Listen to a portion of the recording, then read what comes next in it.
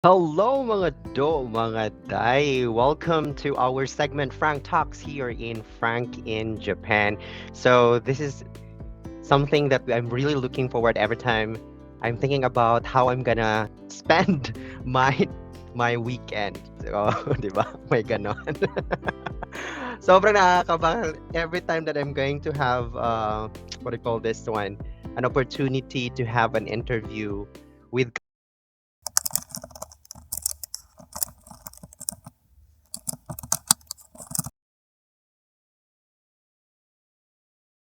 kababayan kahit saan man sila sa mundo. It's really an honor to have that kind of community that we are making here in Frank Talk. So hopefully guys, you will stay and keep on tuning on our live streaming, especially with the interviews with our kababayan all over the world, of course.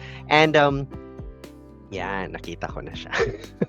Iba kasi, tawag dito, nakakaba kapag ganito yung mga nangyayari. We're the one directing, we're the one doing appointments, this kind of stuff. But anyway, guys, kahit na tayo lahat gumagawa, we're still able to have a very good, nakaka-motivate at nakaka-dagdag tayo ng mga positive vibes dito online. Tama po ba? All right. So, of course, guys, I would like to welcome you here in our Frank Talks. Ngayon, parang okay na kasi parang lahat ng mga dapat kong gawin ay nandyan na. So, I'm going to officially welcome you here in our Frank Talks. So, kwento ng ating mga kababayan kahit saan man kayo sa mundo, kahit nasa ibang bansa or nasa Pilipinas kayo. If you have something that you want to share at makapag-motivate ng kapwa natin mga kababayan, you are all welcome here. You can actually send me messages and let's try to have the appointment naman para talaga makuha talaga natin yung kwento ninyo and we could be able to learn a lot from you guys. All right, so I would like to say thank you so much guys sa lahat ng mga ating na interview for the past weeks. Sobrang tawag dito, thank you talaga. Sobrang thank you. How can I say it in Tagalog? But yeah, I'm so grateful. I'm so humbled and very honored every time I remember the things that we had talked about during the interview kay Mama CJ na sobrang latest pa lang nating nakausap. Sobrang highlights. Daming highlights noon. And you know what, guys? Of course, for you able to what I call this one, join. Meron tayong announcement, so just make sure that you're just going to read the announcement below. So namimigay po tayo ng 100 tala sa lahat ng mga nanonood na mag-comment sa kanilang mga natutunan sa ating mga live streaming, sa ating mga panauhin na ating nakausap. Of course, meron tayong mga natutunan. Just make sure na hindi nyo makalimutan yung hashtag na FrankTalks para malaman ko naman na yung message nyo or comment nyo doon ay intended na mag-join sa ating 100 tala. Okay? Kasi minsan kasi yung iba nagko-comment lang and they don't want to join, di ba? So sayang naman kung sila yung mapili at hindi natin maibigay yon. So make sure na malagay nyo yung hashtag na FrankTalks para makatanggap kayo ng 100 tala. Of course, it has to be related to what we were talking about in the live streaming po. Okay? So, this time, hindi na natin papatagalin pa. Okay? So, all the way from Dubai talaga yung kakausapin natin. Iba talaga yung time zone din. So, medyo change tayo ng schedule today for today's video. But I'm so happy guys kasi nandyan pa rin kayo na nanunood sa ating talakayan this evening. So, marami po tayong pag-uusapan sa kanyang buhay bilang OFW, bilang isang teacher. Ano-ano yung mga give up niya para lang makuha yung buhay niya ngayon or para mapili yung buhay na pinili niya sa Dubai. So, I think sa kanyang mga experience, we'll be able to learn when to decide if it's time to give up or it's time to choose this and it's time for us to settle on this and time for us to rejoice kung ano man ang matatanggap natin. Okay, so without further ado, of course, here is Ma'am. Ready na ba? All right, ready na? Okay, so I think she's ready. Let's have Buhay mo, Ikwento mo, Teacher Heidz. Hello! Hello! sa lahat. Good evening. Good evening mostly. Good evening na. Good ano na. Then Oo. in Dubai, na din. It's 4:30 or 4:25 in the afternoon. So, All right. yeah. So, of course, Ma'am Heidz, it would be better if you can introduce yourself naman po. Saan po tayo ngayon at particularly saan tayo sa Dubai at ano yung mga ginagawa natin in Dubai po.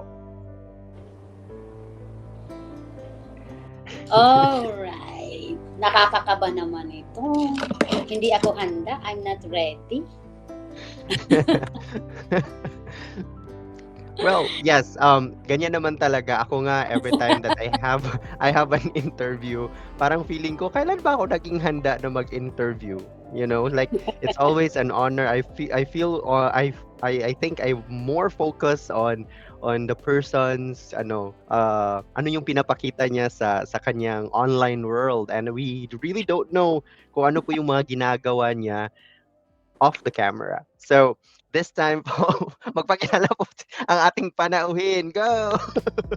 Hello everyone! Welcome to FrankTalks. Prangkahan talaga to. So allow me to introduce myself. By the way, my name the real name that I have, parang artista lang, no? My screen name, my real name.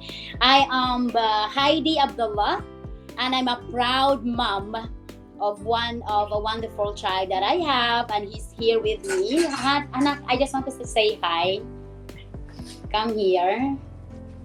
And as you know, guys, he is my helper all the time sa ating mga cooking show, cooking video.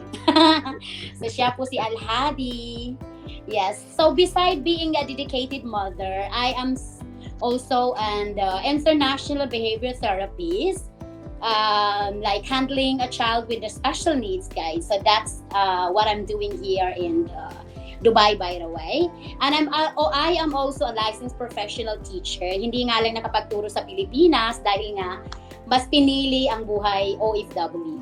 And I hold a master degree in education with a major in educational leadership and management, which I took it in the UAE as well. So dito ko po siya nakuha. So being an OFW, we just alam mo yun, continue to learn. Don't stop wherever you are.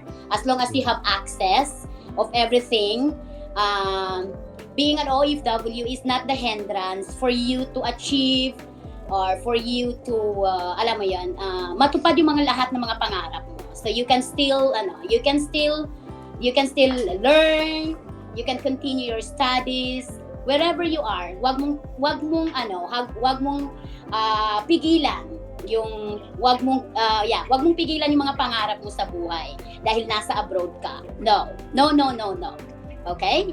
And anyway, yes, education has always been my passion. Kaya continue lang. And I am currently pursuing my highest level of education as a PhD candidate in education, major in philosophy of education. So nagdo-doctorate po ako ngayon so far. Yeah. So I believe that that continuous learning and growth are essential in order to make a positive impact in the field of education. So, ayun lang guys, continue to learn. Yes, wherever you are in the world. So, yes. So far. Yes, nakakakaba ka talaga. You know what, guys? This is exactly what I call this one. This is exactly something that, we can prove na yung interview talaga is something that we really, kahit na gusto natin na i-prepare or gusto natin na pag-usapan, talagang iba't iba yung way para lang tawag dito, masabi natin yung mga gusto nating sabihin during an interview. And I really, really appreciate that, Ma'am Haji. Kasi sobrang tawag dito yung parang nagsulat pa talaga si Ma'am Haji.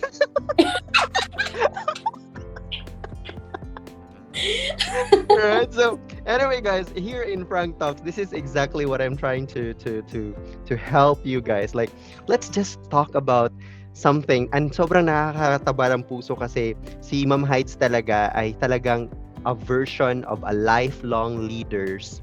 I mean, a lifelong learners are lifelong leaders, 'di ba? So, lifelong leaders, lifelong learners are lifelong leaders. So, she was able to lead her craft because she keeps on learning until now po, 'di ba? Yes po. Nag-aaral pa rin po kayo. Yeah, hopefully I'll be graduating in the academic requirements soon this coming December, and the most I would say the most difficult one and the awaited part is the dissertation paper. Yun yung parang bloody I would say, alam mo yun. Oo. Yan yung pinakaayaw ko talaga sa lahat eh. Yan. Pero of course guys, kaya ayaw ko kasi sobrang honored or parang saludo talaga ako sa mga teachers na nagmamasteral tapos nagdo-doctorate. Grabe yung mga pinagdaanan niyan. So parang di ko pa yata kaya, but I'm willing in the future to do it kapag may opportunity na pwede, di ba? Yeah. So those are the things, yun yung mga bagay na talagang tawag dito, binabalanse ni Ma'am Heidz as of this moment. Now, balik tanaw stage naman tayo. So let's talk about the life of Ma'am Heidz when you were in the Philippines. Ano po yung trabaho natin? How does OFW opportunity knocks your door? Or was Dubai the first opportunity na nag-knock sa door niyo po? Or meron pang ibang bansa na napuntahan niyo before Dubai po? Yeah, so by the way, Dami Sir ng tanong, no? Yeah. Ang haba ng tanong, no? So by the way, Sir Frank, as I told you before, if I'm going to share, alam mo yun, the buong kwento of my life, we're not going to, alam mo yun, I would say one day won't be enough to discuss everything. But let's go to the highlights. I would say, let's make it shorter. So yeah, upon graduation, after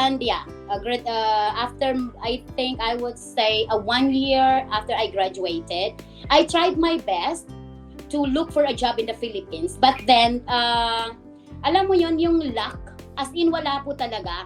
Nandun kasi yung in my place, I would say, to be honest, the discrimination is still there. Like, upon seeing your resume or your CV that you are Islam or you are Muslim, rejected ka agad, Sir Frank, to be honest. I wanna cry, Yung mga moment na, ayoko talagang umiyak. Oo, okay. as in, parang kung babalikan ko kasi sa Sir Frank, hindi mo mapigilan. Alam mo yung feeling na, bakit?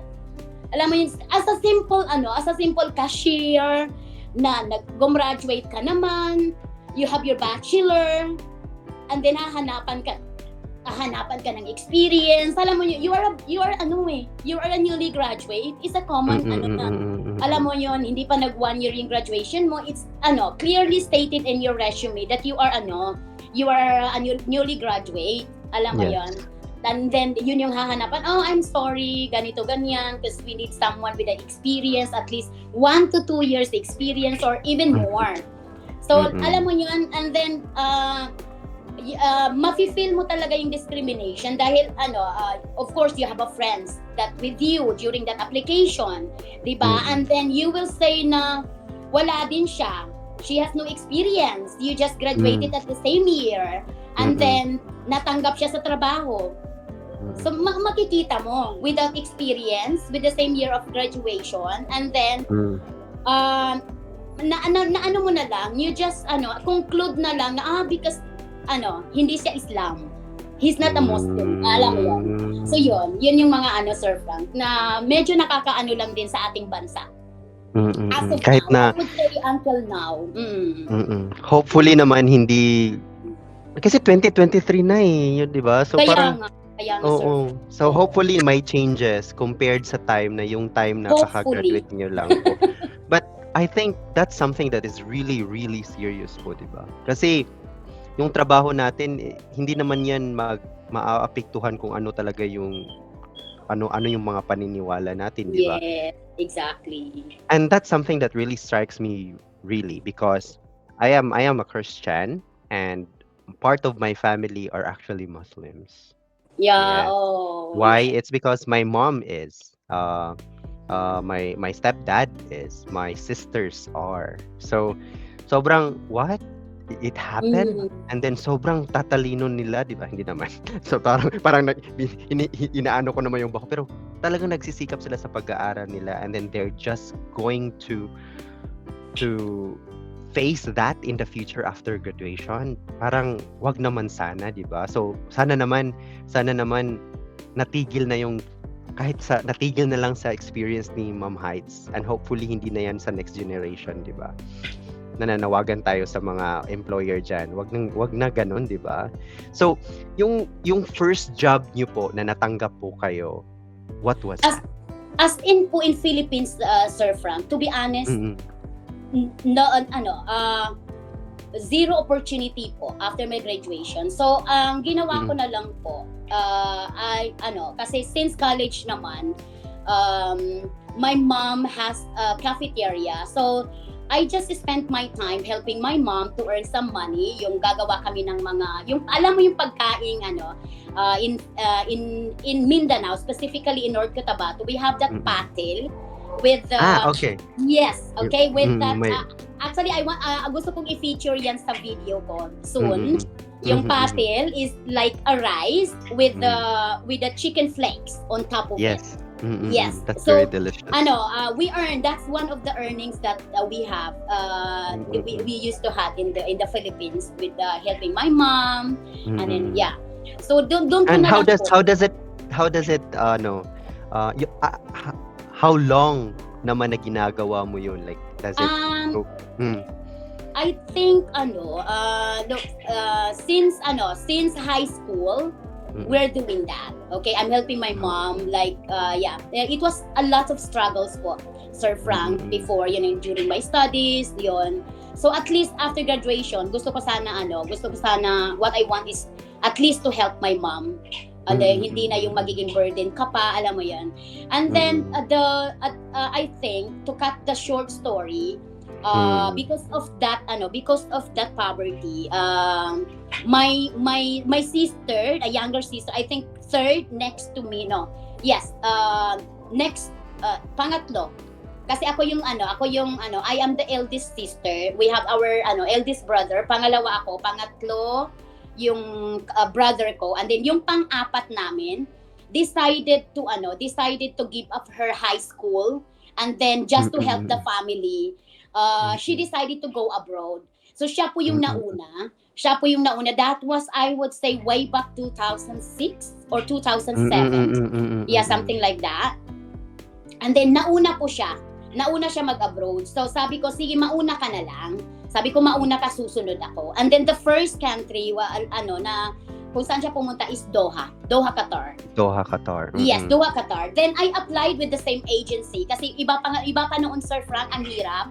Kasi kailangan mong, alam mo yan, if you don't have means to yung kahit yung pag-passport mo, you have to link with an agency which they charge a lot. Alam mo yun, yung tipong yung hindi pa talaga pinagtibay ng POAA yung patakaran na katulad noon. Yes, Sir Frank. Like yung 3 months yung 3 months salary mo, you have to give up that for the agency fees. So pinatulan ko 'yon. We that parang it's okay. Kumbaga, just to have an opportunity abroad, kasi sabi ko, so far hindi pa naman ako nakapasa ng hindi pa ako nag-take ng exam ko because I wasn't ready enough. Parang hindi sabi ko kailangan kong mag-review para before ako mag-exam. Ano po ba yung kinuha niyo sa kolehiyo na po? Bachelor of Education po. Education. Yeah, teacher po talaga. Yes. Yeah. Teacher in profession po talaga. But then after graduation, may mga kasama ko sa nag-review, and then sabi ko, I don't have means to review. I have to look for a job. So yun yung sabi ko, sige, pakawalan ko muna. I'll give up being a teacher muna. kasi total hindi pa naman ako nakapasa ng license ko. Then decided to go abroad po. Then yun yung naging agreement namin sa kapatid ko. Sabi ko go first, and then nung nakapag na siya, like I would say 3 months, then sumunod ako kasi my means to stay in Manila, to alam mo yon, a simple na hindi ganun kahirap, para at least may mga may someone to help you. Then yun, nag-agency ako, I applied. Alam mo pa anong unang in-applyan ko, Sir Frank? Ano po yun? Gusto ko sana itong i-title mo to eh. I used to have, I used to be an DH, domestic helper po, as a nanny. I applied as a nanny. Parang yun po yung ko. Kasi sabi ko, hindi ko pa alam eh. Wala pa yung mga private na yan. Wala pa yan noon. Kumbaga hindi pa sa existing. Yung mga skilled na yan. So sabi ko, sige, ito na nga lang. And then, to cut the short story, ayun na nga, nandun na ako sa Doha. But then, unfortunately, yung employer ko, it's a young doctor. So, kumbaga, wala pang anak, nagbubuntis pa lang. And then, I was afraid. Sabi ko, parang hindi ko kayang mag-alaga ng bata. Hindi ko kaya, at saka super silosa niya. So, yun yung natakot ako. Sabi ko, parang I can't spend my 2 years here doing nothing. Na parang ganun, maghihintay, alam mo yon, to have that kind of people around you. Sabi ko, parang hindi ko siya trusted. Parang super lungkot ng buhay kasi mag-isa lang ako. I have no one, no another, walang ibang kasama sa bahay. And then, tsaka napaka-pogi ng asawa, sir. Yun, talaga. Sabi ko, baka ma-love ako nito. Ayay. Lumabas yung pagkabisaya ko, ayay. So, Sir Frank, tawag dito, I called my agency, nagreklamo ako, ganito, ganyan. Parang nagsinungaling ako na inaabuso ako, ganito, ganyan. Para lang makawala ako doon. And then, naman, I was just so lucky to have that agency in Doha na mabilis mag-reply, mabilis mag-responde. Sabi niya, ano bang mga hinaing mo? So, kinwento ko, sabi ko ganyan. So, I lied just to get out from that Kasi nga, I had a chat with my sister na sabi niya, umalis ka na lang dyan. Sabi niya ganun, kukunin kita dahil yung anak ng employer niya was tamang-tama, they were looking for a private tutor. And then nakwento niya that I have a sister that nandito sa Doha, which is graduated as a teacher, sabi niya ganon. So kumbaga minarket na niya ako. So kumbaga yun yung nagbugsod ng ng damdamin. Si Ma'am Cindy po ba yung sister? No. Cindy is our younger sister po. A younger sister. Si Cindy is our younger sister. And then po, Sir Frank, tawag nito, kumbaga yun yung way kung bakit ako nakawala sa na yon. And then to cut the short story kasi ang haba talaga kung ikwento natin. Ayun, naging private tutor ako. And then alam mo yung kasabihan na yung kung ayaw mo, yun yung kumbaga kung ano yung ayaw mo, parang doon ka mapunta. Dahil I used to hate SPED subjects when I was in college. Hate ko talaga siya. But then, you know what? I got flat 1 grades for that SPED subjects. Then, yun yung napuntahan ko, Sir Frank, kasi yung student na yon, they were twins. And then both children with special needs. Yung isa kasi ADHD, and then the other one as in ASD, typical autism talaga. So she was my first experience. That was my first experience in teaching, ha. Tapos special child pa. The lucky is kasi may kasama ako doon na nauna, which is SPED teacher talaga, at saka may isang kasama kami na kabayan din. She used to be an occupational therapist of that family. So they hired special education teacher plus yung occupational therapist just to give a therapy for that child, for yung dalawang twins na yon. And then nagkataon na umuwi. So ako yung nakapalit sa posisyon, kumbaga. Yeah. I just want to kasi syempre some of my friends might be watching at the moment.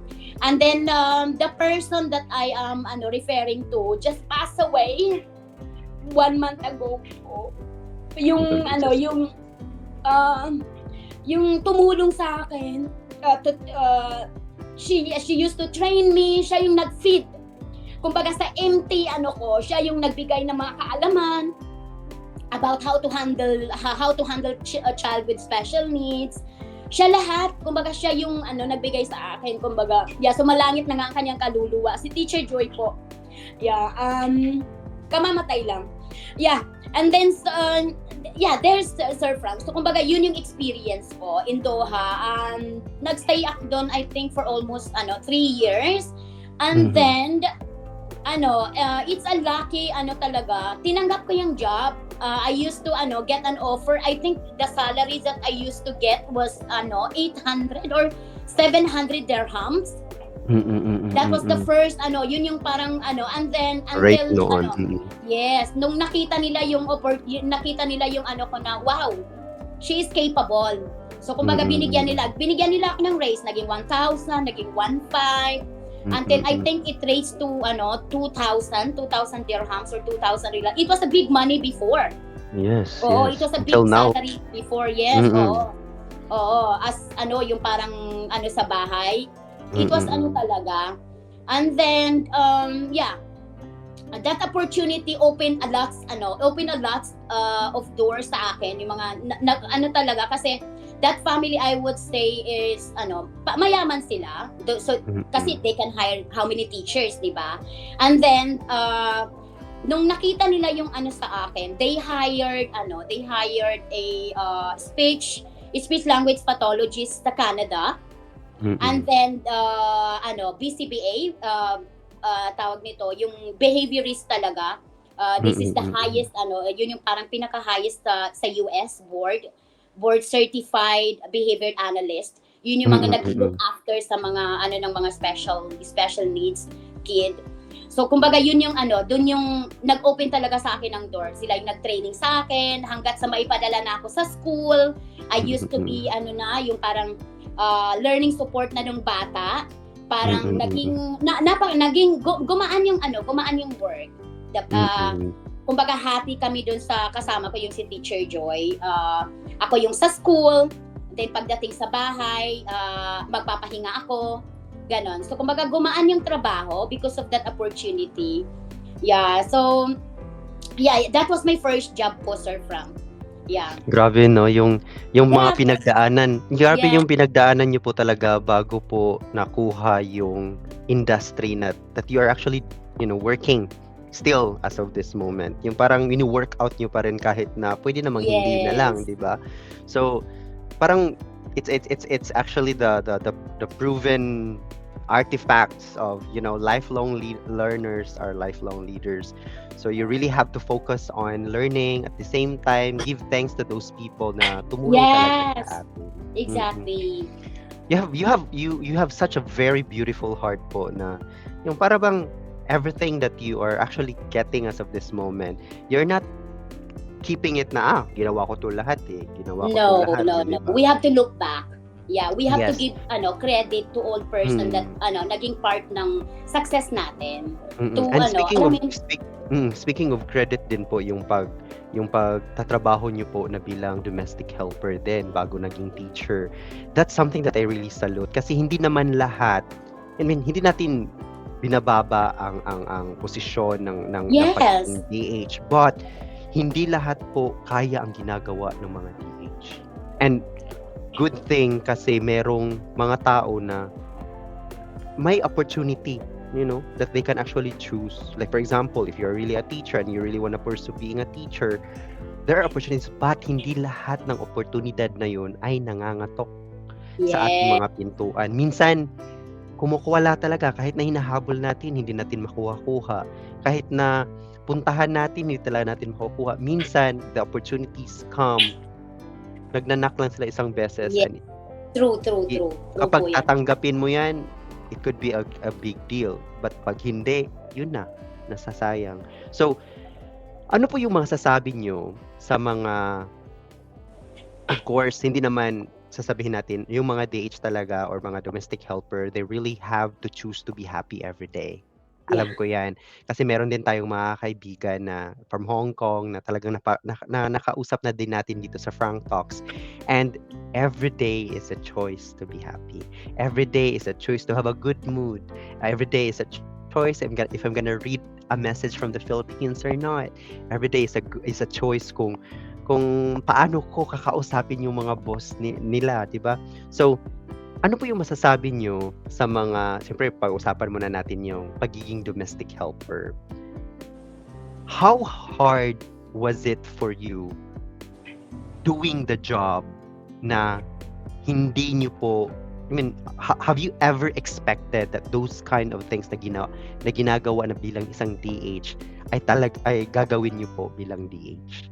Like, kind of jobs, like, yung iba naman kasi, di ba, for example, sa bahay natin sa Pilipinas, naghuhugas tayo, pero hindi naman hindi naman talaga tayo naghuhugas like every day. Like, that's my job.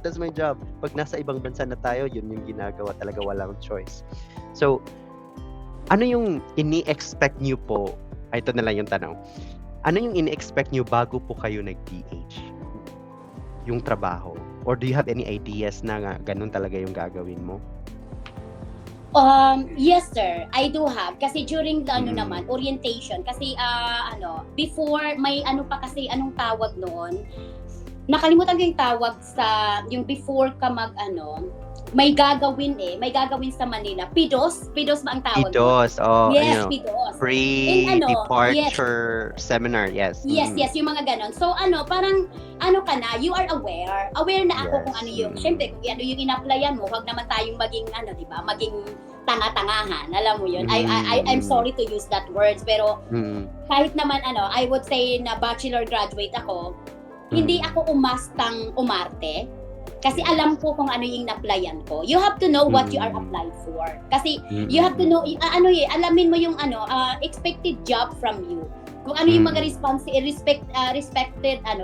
responsibilities from you. Diba? Kung ano yung in-applyan mo. It just happened kasi na because of that opportunity na nandun yung kapatid ko, so na yung malungkot yung buhay ko, yun yung nag-ano sa akin. But then I expected na I have to wash plates, I have to cook, I have to clean the toilet. Na-experience ko lahat yan. But then kasi, compare naman sa toilet sa atin, ay naku naman, pwede kang matulog sa toilet nila, di ba? Nothing is in there. Yes. Tapos maglalaba, hindi naman kamay mo ang maglalaba eh. Just to sort out all those clothes, isi-separate mo lang yung puti, yung then put it in the machine. Diba? So it's actually for me, it's a very easy job. Kasi ginagawa mo din naman sa bahay eh. So sa akin mga kapwa OFW, expected na yon na gagawin natin. Kasi hindi naman ang in-applyan mo doon iuupo, di ba? So gusto ko lang sabihin sa kanila na kung walang other opportunity na yung hindi always think of your safety. Huwag kang tumakas. Okay, yun yung number 1. Do your job well, and then protect yourself. Like, halimbawa, ibig sabihin, protect yourself.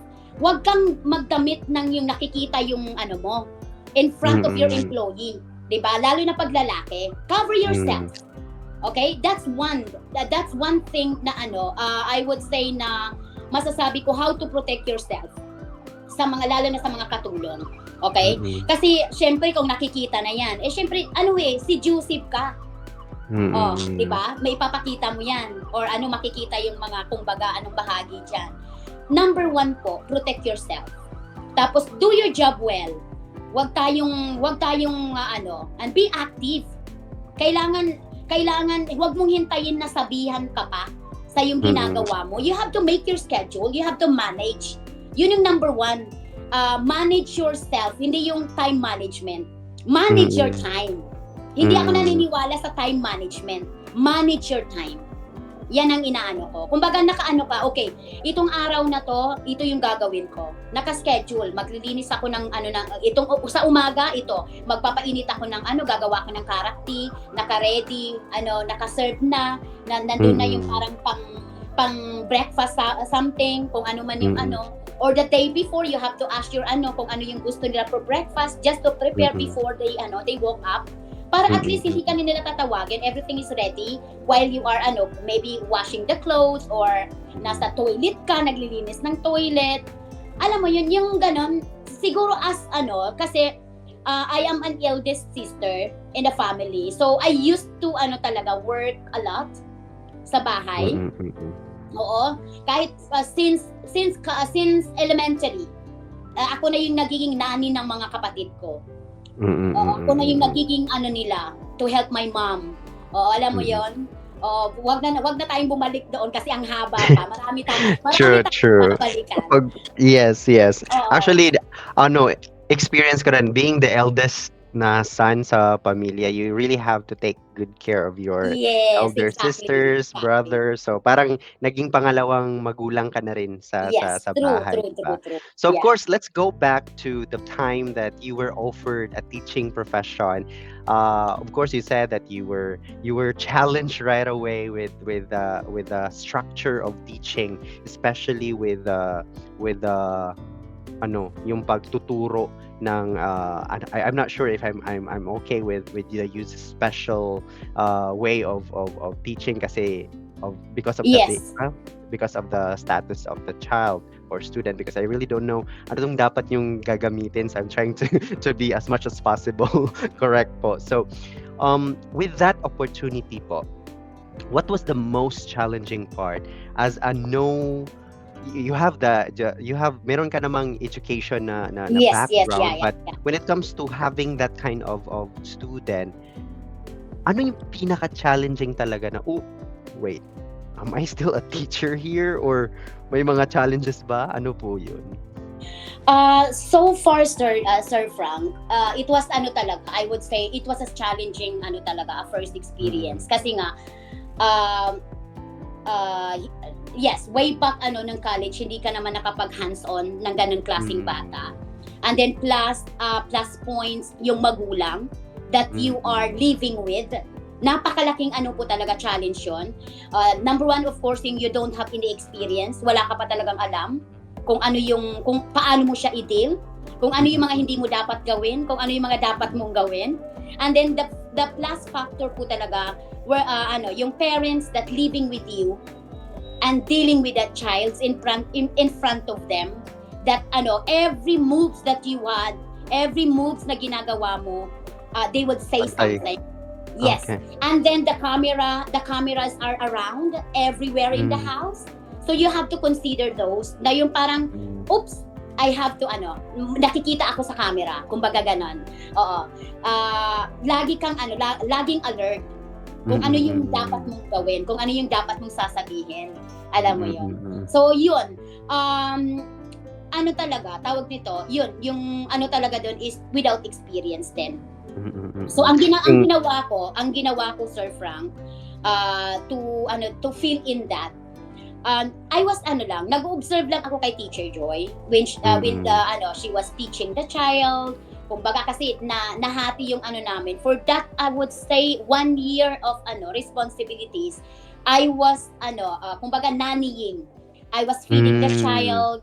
I was yung sa clothing niya, ako yung nagpapaano sa kanya. But then in a behaviorist point of view, as a therapist, hindi pala yung nannying. It's a part of a job. It's a part of a being therapist. Yung papakainin mo siya, may mga task analysis that you are doing. May score sheets, Sir Frank.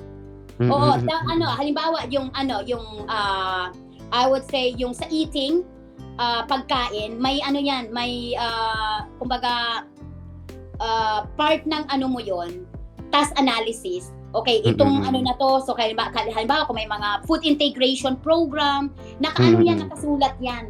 Kung halimbawa hindi niya, let's say for example, the child doesn't like to eat apple. And then at first, yung gagawin mo, parang mo siya step by step.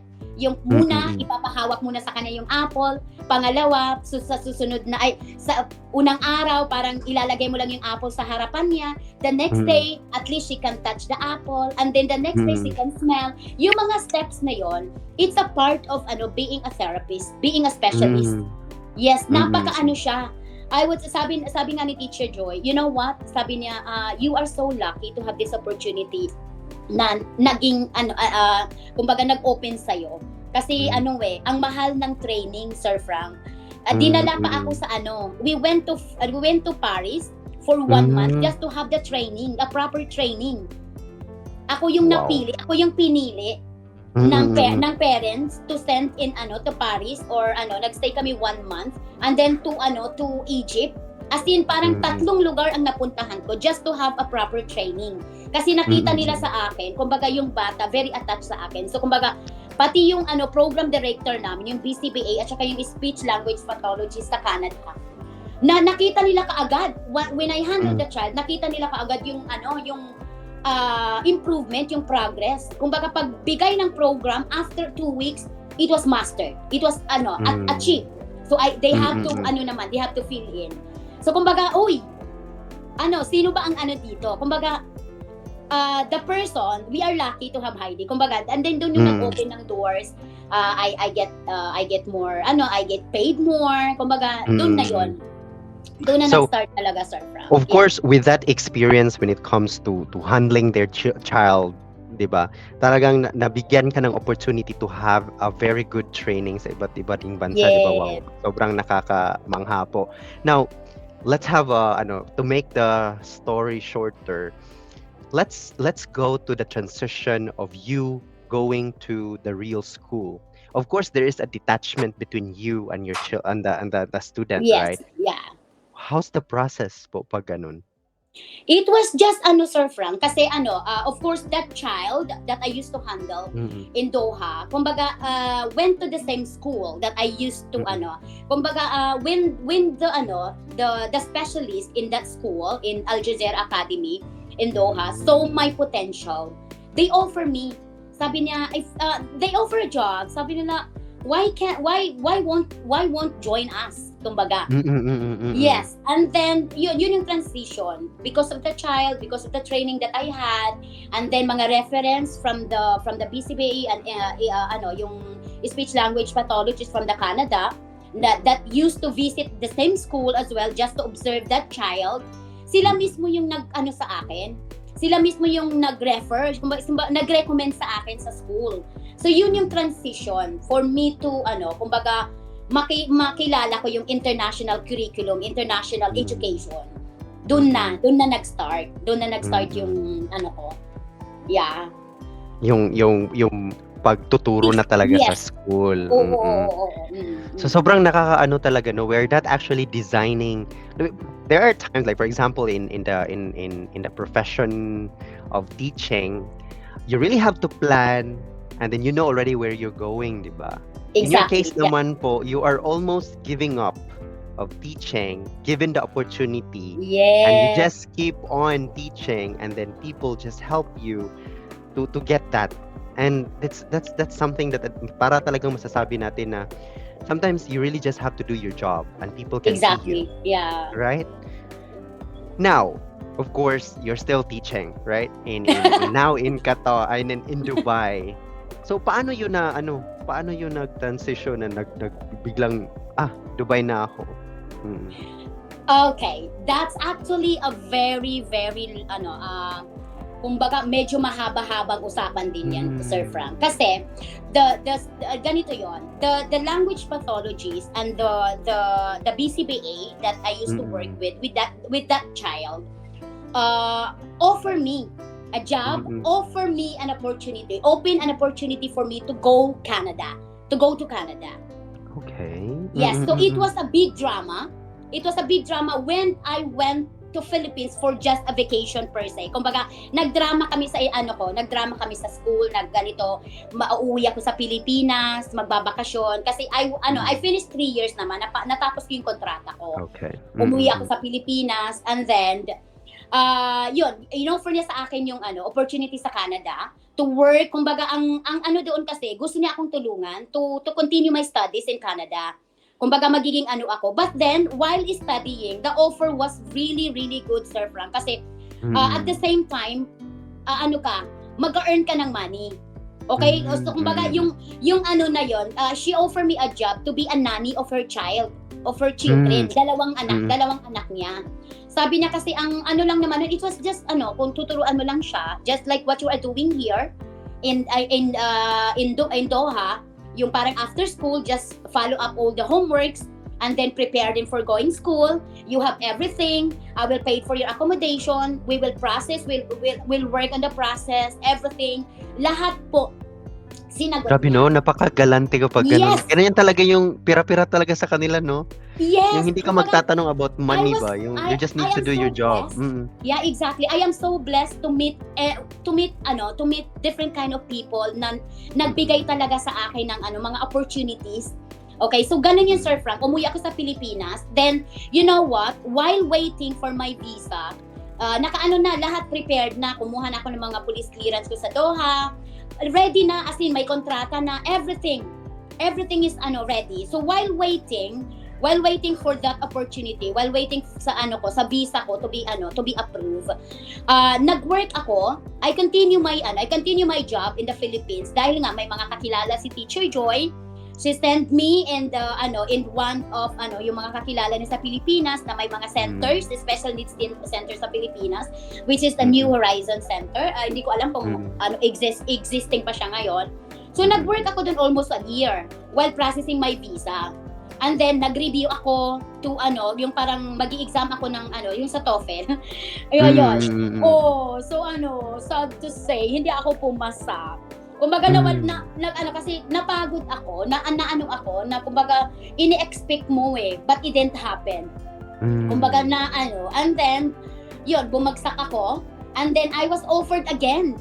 Nag-offered uli sa akin si Miss Tanya, if she's watching at the moment, because she's my friend also, Facebook friends. I hope she's watching it right now. I also want to give credit to her for doing everything, just to help me. Teacher Joy again is in Dubai. Nauna si Teacher Joy sa akin. After Doha, nauna si Teacher Joy dito sa Dubai. And then there's one client that were looking for private therapist. And then I was advised by Miss Tanya to go to cross sa Dubai. Yun yung one way to push through my Canada application. Yung pupunta ako sa Dubai, andito natin i-continue yung application. And there's one tawag nito, offer na in-offer niya sa akin. Yun yung may kaibigan siyang lalaki na kumbaga ipapaano na sa akin, parang ipapakasal, parang okay. Ganon. Citizenship, ganon. Yes, ganon. Okay. Ganon. Siyempre. May paganon na mga dramahan, okay. Yes, mga dramahan, ganon. So, Sir Frank, yun yung okay. Yun yung sabi ko sa'yo na gusto kong isama mo, yung about love life and giving us the opportunity. Dahil nga, ito yung tinutumbok na yon. So then, yung offer na yon, sa Facebook ko or sa email, nabasa ng asawa ko ngayon. Sabi niya, okay, so gaganon. Pala, pagpapalit mo na pala ako sa puti, ganito, ganyan. So, sige, ganito, ganyan. So, nag-away kami, ganito, ganon. Tapos, yun yung parang kumbaga, yun yung sa kanya, nag-push sa trigger. Kanya na, tawag nito, basta, yun yung yun yung mga na yun. Then, ayun, pinili ko yung kasi yun nga, na siya doon. Sabi ko, sige, piliin ko na lang ang Dubai, ganito. Ko na lang muna. Sabi ko, if darating, if magiging akin, gano'n. So, yun, pumunta ako sa Dubai, and then, yun, I work here, nag-work ako doon sa yung offer sa akin, yung first client ko, private client. Private. Which is, yun yung first, ko talaga, first student ko in, first client ko in Dubai. Yeah, and then, yun yung transition, Sir Frank. That was way back December 2010. Hindi ko makakalimutan yung date na yan. Talaga. So, ibig sabihin, hindi natuloy yung pagpunta mo sa Canada, or you were in Canada in the process? Hindi siya natuloy. Sir Frank, kasi nga, dahil doon sa pagbagsak ko. But then, yung another opportunity, syempre, hindi ko inano yung pagpapakasal. Okay, So, ang yes. pinili ko yung pupunta sa Dubai. And Which is a then, good thing. Yes. Mm-mm. So, pinili ko yung syempre, mahal ko din siya. Ay? Ay, kakilig. Kinilig naman ako dito. Oh my God. Di pa naman uso yung kilig dito sa Japan. Okay, so of course Dubai is now becoming your home, 'di ba? Yes. Parang ilang years ka na sa Dubai po? Ano na, Sir Frank? Because that was, I was here 2010. So, 2023 na ngayon. So, I would say mga 13 years. So, 13 years na. 13 to 14. Yes. Oo. So, grabe. So, now, you actually showed us, Hadi, and of course, you have your husband, di ba? So, paano nangyaring ganito? I will decide to just stay in Dubai, and ano yung pagdating ni Hadi sa buhay niyo po? Is there any changes? Like, of course, when we were just single, parang yung iniisip natin, magtrabaho, opportunity knocks, okay, we'll open the door, di ba? Ganon. Now, nung dumating na po yung paggawa ng sariling pamilya, at hindi lang sa Pinas ha, nasa ibang bansa talaga. How is it? Is it hard? Is it okay? Same ba ng storya ng buhay mo na yung parang opportunities knocks your door, ganun ba? Or was it really a struggle kasi nasa ibang bansa ka? I would say, Sir Frank, na it's an opportunity that open more opportunities talaga. Yeah. Kasi I would say hindi ko pala nabanggit. I give up my dreams to go to Canada to have him. Kasi siya, kumbaga he was in Saudi Arabia and I am in Dubai na that time. Yes. And then medyo nagkakalabuhan. Hindi naman maiwasan yung LDR. Kumbaga LDR talaga hindi maiwasan yung magkakaroon ng 'di ba? But then when we went back to Philippines for vacation, parang yun yung parang nag-usap uli kami. And then tawag nito, dapat sana itutuloy na yung process ng going Canada ko kasi nag 1 year na ako O kumbaga yun laging hinihintay. But then he proposed. Nag-propose siya sa tatay ko. Wala siya doon, wala siya sa Pilipinas. He's in Saudi. Nung nag-propose siya, tumawag siya sa tatay ko. It was an online proposal, to be honest. It was an online proposal. Nasa Pilipinas ako noon, nagbakasyon. So, kumbaga, proposal, yung engagement party happened, nawala siya sa Pilipinas. It was just a parents to parents. Tapos ako lang yung nandoon. Ganun yun. Ganun yung nangyari. And then, yes, after a year of being engaged, then bumalik ako, nasa Dubai pa rin ako noon, and then we went back to Philippines for the wedding. So yun, kinasal kami sa Pilipinas. It was a very long preparation. Kumbaga financially talaga kailangan nagtulungan kami just to have that dream. You know what? That kind of story is actually not very common. That kind of story. Of course, when it comes to setting up, choice of being married, mga ganun na story, yung mga binanggit niyo po. But one thing that I really got from that story is your husband is a very strong man. Yes, he is. He's a very strong man and a very, parang dito, porsigido na makuha ang mahal niya sa buhay. Alright, of course. I hope he's watching at the moment, but then nasa work siya. But then isi-share ko to sa kanya that it was on live, alam mo yun, na yung istorya namin. Hindi niya alam to. But then I will definitely share.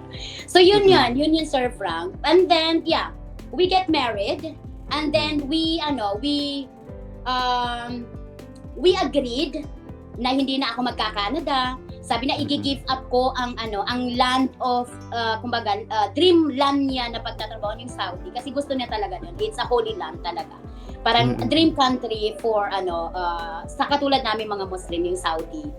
So kumbaga sabi niya, kung ano lang sabi niya, ayaw ko sanang mag-Dubai, ayaw kong iiwan ng Saudi.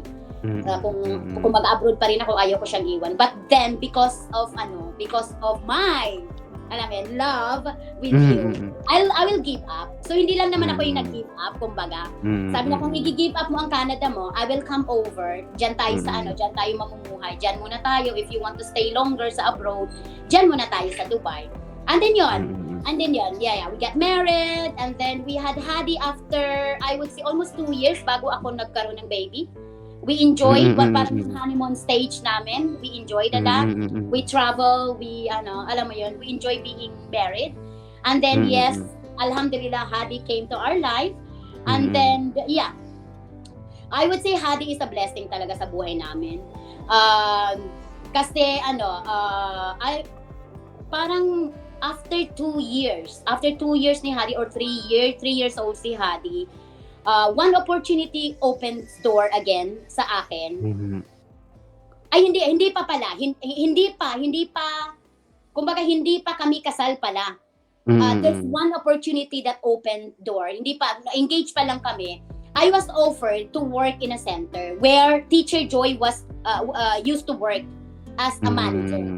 Yun na naman si Teacher Joy naman. So Teacher Joy talaga give me a lot of opportunity to become naging malaking bahagi talaga siya ng buhay ko, I would say. So malami talaga ang kanyang kaluluwa, pinag-usapan natin siya ngayon. But then a lot of persons talaga na din na natulungan niya. Go back to that. Ayun, I was offered to work in a center. First time ko mag-work na naman sa company in Dubai. So iniwan ko yung kliyente ko na nag 1 year pa lang ako doon. But then leaving that child, I would say hindi naman ang hinayang yung parents, because I was able to make him talk, which he used to be a verbal kid, which is priceless of being a therapist. Yung mapagsalita mo yung bata na hindi nagsasalita before, when yung maipasok mo siya sa regular school, mainstream school, which is he used to be nasa center lang, yung hindi siya nagso-socialize na bata, na naipasok mo siya sa normal na school, which is very priceless po being a therapist po. Yun yung so yun naging naging therapist ako until I was offered again because of my another opportunity naman. Nag-work ako at least I think after a year lang ng working ko sa center, I was offered yung position ni Teacher Joy. I used to be a case manager na. Okay. Yes. Naging case manager ako, and then Teacher Joy was the supervisor, and then there's a lots of mga Filipino na din nakasama namin. So yun talaga yung kumbaga doon na nag-start talaga yung boom ng life ko. Then yung wedding, pumunta na si Habi dito, and then Hadi came to our life. And then after a year, I took my kasi I met Dr. Carl Ibalita. If Dr. Carl Ibalita is watching at the moment, I also want to give credit to him dahil siya yung nag-open ng doors sa akin to be Pinoy guro, I would say, being an entrepreneur. Why? Kasi nung nandito siya, pumunta sila sa Dubai. I applied for my license, or ako ng license for being a teacher. So I took a review. Nag-review ako sa center ni Dr. Carl Ibalita, which was just an online review. I'm not promoting this kasi I'm one of the pero I would say kasi I graduated 2006 or 2007. And then nag-exam ako 2005. Medyo baliktad. 2006, 2015. I graduated 2006, and then nag-exam ako, I would say 2016 ba, if I'm not 16. mistaken. So mga 10 years. 10 years of my graduation. Doon pa ako nag-exam. And then luckily, because of taking that review, nag-review ako online, and it was a hard guys, kasi pinagsabay ko yung being a mom, nagtatrabaho, breastfeed ako that time. Okay, breastfeeding, and then nag-aaral. Grabe yung mga challenges sa breastfeeding. Yes, it was it was very challenging po talaga, Sir Frank, kasi pinagsabay-sabay mo yun. You have to manage your time, ika nga. And then luckily I have my mom, nakuha ko yung nanay ko to look after Hadi when he was a baby. And then kasama ko siya. Parang yung halimbawa nung wala pa yung nanay ko, kasama si Hadi ng driver namin. Kasama sa sasakyan with that little gray ba yun or baby seater, nandun siya para lang makadede sa akin, kasi kahit saan ako, yung company driver namin, lady driver, so dinadala niya si Hadi para lang makadede sa akin, ganon. Kasi working ako, moving, kasi house to house po kami. Yung kliyente namin wala sa center, house to house kami. Pumupunta kami sa bahay-bahay just to give a therapy for a child. So yun yung doon, Sir Frank, yun yung challenging talaga na mga moment. And then yung nag-aaral ka, nagre-review ka, yung toilet namin puno ng take notes yan, Sir Frank. Totoo talaga yan, no? Yes. Kasi gusto ko talaga, I want to push my dream, kasi ang sabi sa Pilipinos, ay hindi naman yan, kaya nag-abroad dahil hindi naman siya lisensyado puro. Kumbaga yung discrimination nandoon, na yung parang katulong lang yan siya. Hindi yan siya nagtuturo.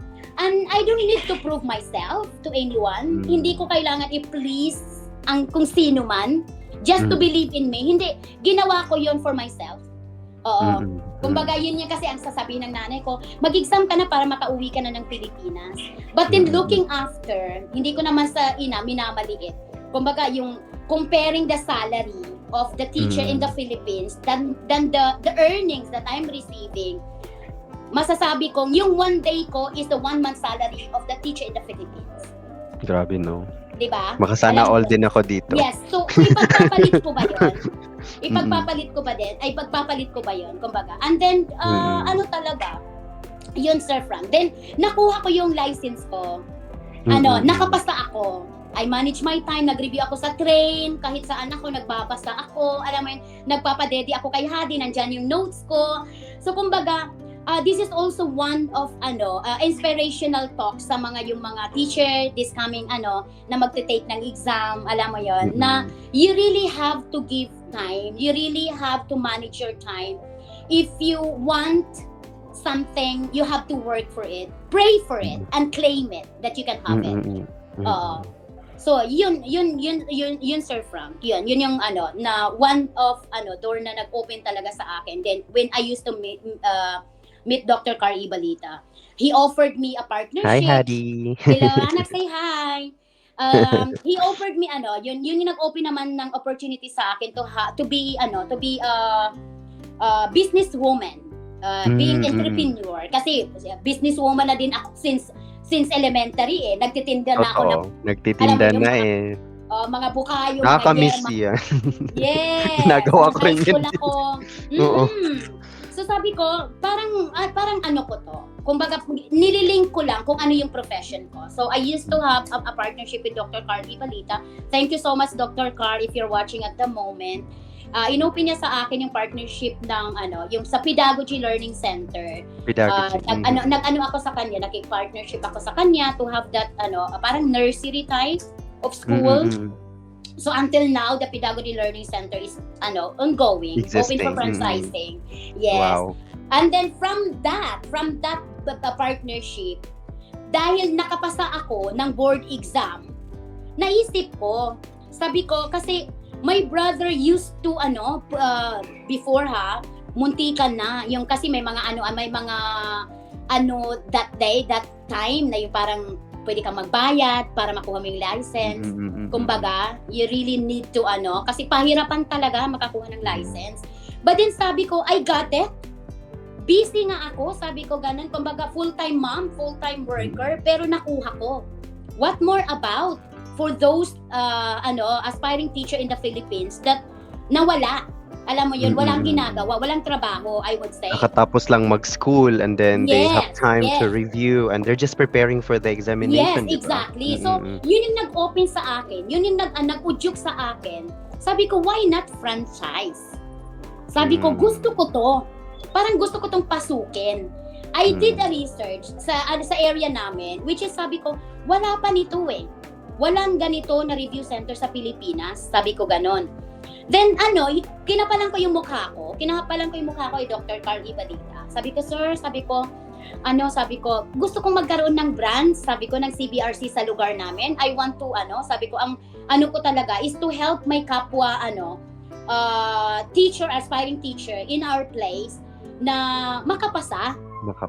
Oo, kasi may ko, need, ang ganda. diba? Yes, there's a need. At saka ang ganda talaga. Maganda talaga yung kumbaga I would say muntik akong ang taas ng ratings, ang taas talaga. Oo, kasi parang copy paste, I would say, yung mga questions, lalo na sa general education, yung mga ganon. As in, nakatulong talaga sa akin. So yun yung nag-open, Sir Frank. Bakit ako naging entrepreneur? Sabi ni Dr. Carl, sabi ko, but sir, sabi ko, I'm sorry, but I don't have means. Sabi ko, wala akong money, wala akong pera. So sabi niya, lakas ng loob ang kailangan ko. Yun. Sabi ko, sir, kaya nga ako nag-aano sa'yo dahil malakas ang loob ko. Sabi ko, but then, to be honest, I don't have money. So yun, binigay niya sa akin. Sabi na, look for a place, and then research, natin kung baga yung location, kung papasa. Visibility. Yes. And then, we found Kidapawan. Kasi yun lang yung city. Hindi kasi kayo pwedeng sa ibang na hindi city. So dapat yung talaga yung city. So that's where I got franchise ng Carbalita Review Center. Doon. CBC. It's million ang franchising fee, Sir Frank. Pero wala akong pera. Pero dahil malakas ang loob ko, nagkaroon ako. Nakuha ko. Tiwala. Yes, a trust for myself. Nakaya ko. Pag-iipunan ko. Ipupush ko to.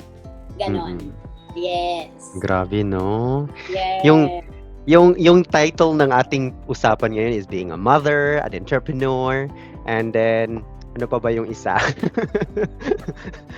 An educator, of course. Grabe. Ang learning, ang different kind of faces of Mami Heidz, di ba? To be honest, you might be asking, guys, like, where did I see Mami Heidz? Online lang po.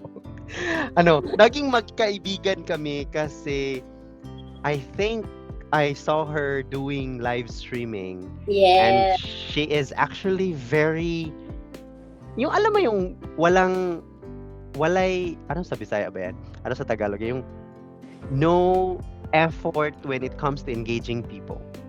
Like, that's something because, when I decided to become a content creator here in Facebook, I was a content creator in YouTube. And we have a different approach, Yes. In YouTube, you make your video, make it noticeable to people through your contents. Here in Facebook, you have to do something to engage and make a community for them to stay with you. Yes, true. In my case, I'm not used to do that. I just want to prove my community that my contents are worth watching. Ganun talaga. And then I tried to adopt to the F2F, mga ganun. So one of the people that I watched was her. I was just watching her videos through live. She was meron siyang pag-game, mga ganun. So, nanood lang ako noon, and then, ganun pala yung gusto niya. So, there was one day that talagang tiningnan ko lang lahat ng reels niya, lahat ng videos niya, and then, walang naalala ko lang, and then, during her live, ewan ko lang, hindi naman talaga ako nag-aral, natatawa lang ako kasi meron siya mga binabanggit na parang, alam ko na to, ito, new to, tapos chinecheck ko sa Google kung ano ba yung spelling ng Atlantis na hotel, ganun. Tapos naalala ko, may kaibigan ako na na gusto niyang pumunta doon kasi malaki daw siya na hotel doon sa Dubai. Sabi ko, parang alam ko to. So, I was watching her live and I was just answering that question na sinasabi niya. So, parang nagtataka si Ma'am Heidz, bakit alam ko lahat ng mga tanong niya? Simply because I know where to get those information kasi nakita ko nga live niya at tapos pinupuntahan ko lang yung mga FB Reels niya tapos check ko kung tama. Minsan, bago ko siya i-check, sasagot muna ako. Tama naman. So, she was so, maybe you were surprised na, oh, who's this Frank in Japan? Parang alam niya lahat ng mga ganon-ganon. So, yeah, I did my homework. Parang ganon. So, that's how we become friends, and sometimes nag-i-exchange kami ng information when it comes to ang ano naman ang stricto ni Kuya M, 'di ba? Mga gano'n, 'di ba? Mga gano'n. So, meron kaming mga usapan na gano'n. So, it's a very nice opportunity po kasi we were able to make a community, small community lang kasi hindi ko talaga alam how to make a very big community in Facebook. As what I've said, I just know how to make sure that my content is worth watching. Like talking about lives, without FrankTalks, who would have known Mommy Heidz behind this big iceberg as one of the successful people in Dubai, 'di ba? In as a Filipino. So, yan yung gusto ko talaga pag-usapan yung tao, yung buhay niya, because minsan lang tayo nagiging spotlight. Most of the time we become the marites. Yes.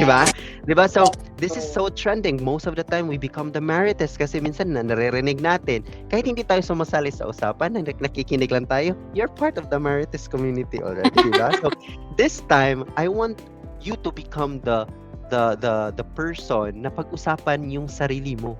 Pagmaritisan natin buhay mo, diba? So, FrankTalks is really a very, parang, iwan ko, yung parang, I fell in love with it naturally, So, sobrang nakakataba ng puso kasi si Mama Heidz, magmama Heidz na talaga ako. Kasi sobrang niya. On the AC mo. Tapos nagsasabi talaga siya na there's another opportunity here in Dubai.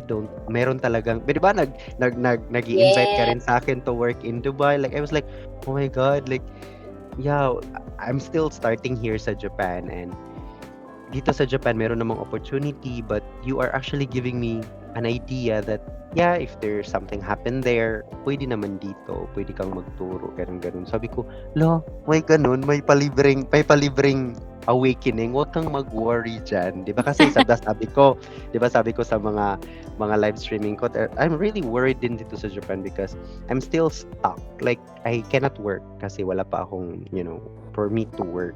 So it has been 2 months, ganun, and I was like, okay, there are people na talagang being used by God na parang to pacify you, not to worry, kasi hindi siya kailangan. Focus on your goal. And my goal now is to really learn lives from people. As what they said, every person is a book, and every book has chapters. Yeah. So this is actually one way of summarizing, reading their books, reading their lives, diba? So hopefully, na-appreciate ng ating mga panauhin na ating na-interview at yung mga tao na nakikinig din sa ating live streaming, diba? So, Mama Heidz or Ma'am Heidz, what was yung pag-usapan natin, summary natin? For those people na parang ngayon, meron palang opportunity na ganyan, na pwede palang magturo sa Dubai sa tawag dito, specializing your ano po yung tawag dun? What do you mean, sir? Yung pagtuturo ng mga estudyante na they have special needs po, ganun. Okay, teaching a child with learning difficulties po. Parang okay, ganun yung special needs. Ganun. Special needs, pero yung tamang tamang pagbaybay or yung pagsalita is special different way of learning, 'di ba? Ganun. Yes, special kasi, parang learning difficulties. Different learning difficulties of child with yung ganun. Kasi sa industry na 'yan, especially for teaching, as a teacher actually, we have to be careful on what words we use when especially, yes. Kasi noon kasi I don't know, maybe 20 years ago or years ago? Or maybe 15 years ago, we say person with disability. Yes, no, Diba? learning difficulties po dapat. Oo, pero ngayon, ang Mm. alam ko, like for example, we're talking about people na naka-wheelchair. Hindi, they are not disabled. They are Yes. different able. Yes, Diba? yes. They are Yeah. different able. So, I was able to appreciate that thing kasi merong opportunity na pwedeng mag-knock for those teachers na gustong Yes. mag-Dubai. So, what kind of suggestion, ano yung mga dapat nilang gawin prior going to Dubai kung gusto nilang tahakin yung industry na yan? If sir, I would suggest if nasa Pinas ka pa or if you are a newly graduate teacher, I would say if you want to push through with this kind of job, at least have a training, read something about it. Ang dami there's a lot of tawag dito, agencies who offers trainings, pwedeng online if they want, I can be of help. They mag-message lang sila sa akin. May mga website tayo where they can have a training online. Yung Autism partnership something, may ganon. Ayoko lang sabihin dito, baka sabihin nila na nagpo-promote tayo. Yes. Yeah. Yun yung sir, kasi at least yung mga terminologies, and then watch videos. Sa YouTube, it's available. Nandun yung yung ABA something, ABA therapy. Nandyan, makikita mo yan, nandun lahat yung mga Kasi ang daming mga iba.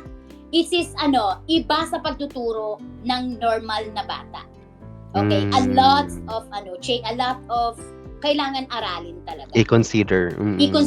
Kailangan mong i-consider yung mga behavior, kailangan ka talaga, mag-search ka on how to tsaka yung mga terminologies na din. Lahat ng moves mo, I would say, may term 'yon. Lahat. Oo, kahit so lahat ng activities may intention. Yes. Objective, diba? Yes, may specific kasi ang talaga ng sir, is discrete trial training. Discrete means step by step.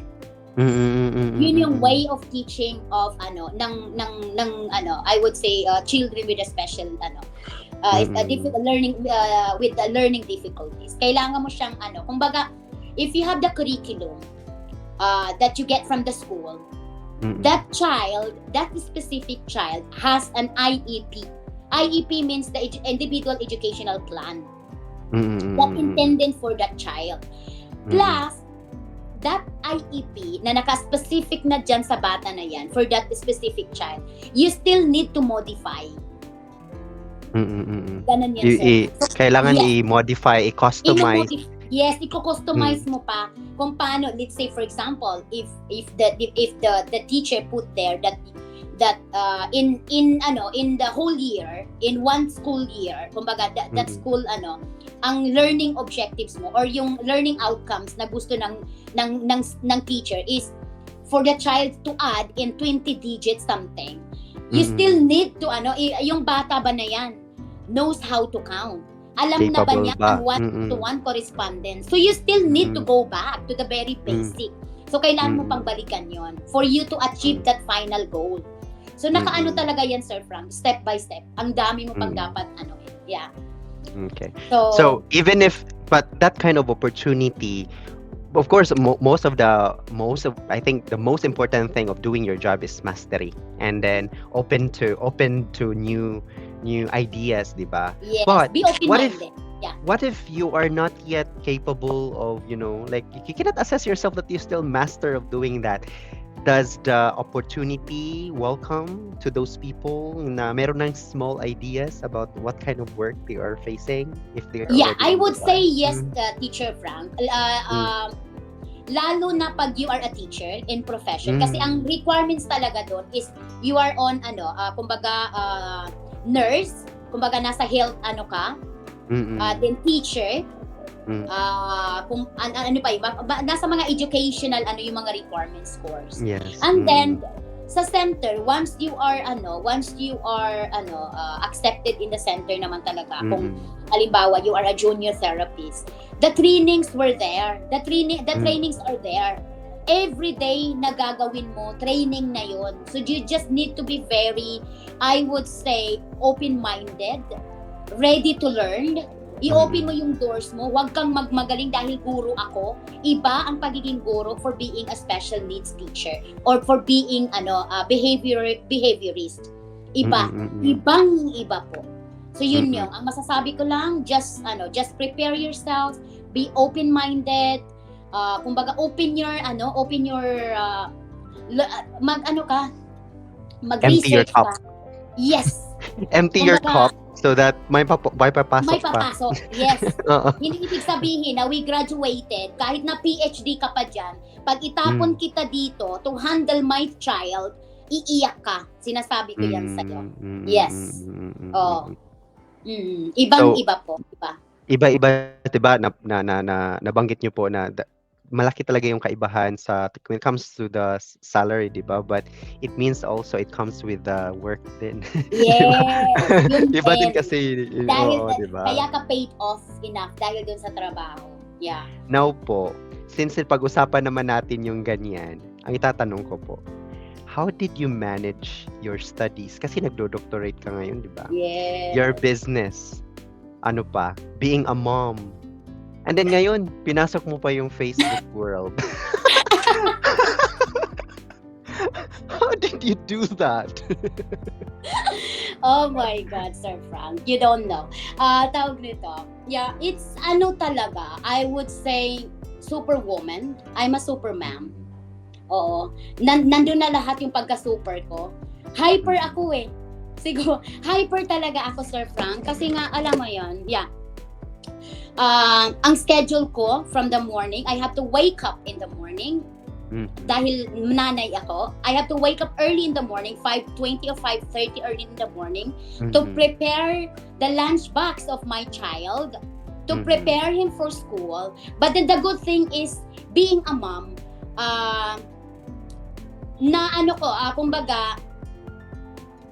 na-manage ko yung, kumbaga, nagiging less burden yung pagiging mommy ko dahil mayroon akong isang anak. I have a child na na-raise ko ng mabuti.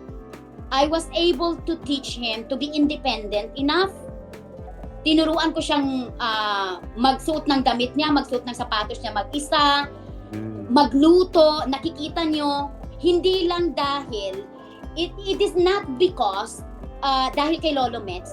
It is not because of the Facebook na nandyan si Hadi nagluluto. Ever since, Hadi, I would say, is a blessing talaga si Hadi sa buhay namin. Ever since nung maliit pa siya, Sir Frank, tinrain ko na siya dahil nga ABA teacher ako, ABA therapist. Na-train ko siya to be independent, maghugas ng daddy niya when he was 1 year old, maghugas ng plato, maglaba when he was, I will share you the video by the way, when he was, I would say 1 year old or 2 years old, marunong na siya maglaba, magsampay. So yun yung first thing na nagiging smooth yung buhay ko as a mom, is yung training our child to be independent from that very young age. Yun yung kailangan natin. It is not because, I would say na, mahal mo yung anak mo, hindi mo siya pagtatrabahuin. You have to feed him for everything. No. That's a no. From the very beginning, para magiging magaan yung buhay mo as a mom, train your child from the very beginning to be independent. Turuan mo siya. Maging independent, magiging magalang na bata, matulungin, magiging tawag nito, I would say, maano na din yung niya for business minded, I would say. Oo. So yun yung nagpagaan. Being a mom, yun. Na-manage ko dahil from the very beginning, nagiging, kumbaga, na-train ko na siya na makatulong sa akin. Magtapon ng basura, maglaba. Alam mo yan. So he's my helper at the moment. So nagiging magaan. Okay, everything, sa being a mom, nagiging magaan. So, okay, napagsabay ko. Being a mom, ayun, gumising kaming maaga. Okay? Magluluto to prepare his lunch. Take a video para ma-update natin yung natin sa Facebook. So, nagiging all-in-one. Diba? So, parang naging smooth na lang. Yes! Kumbaga, nagiging routine mo na siya. hindi na siya mahirap na ay ano igagawin ko to, hindi ka na matataranta, hindi na kasi nakaset na yung mind mo, may ano ka na, may routine ano ka na kumbaga, pati yung katawan mo nagiging ano na siya. And then yan yung weekdays ano namin ni Had. Yan yung weekdays life ko.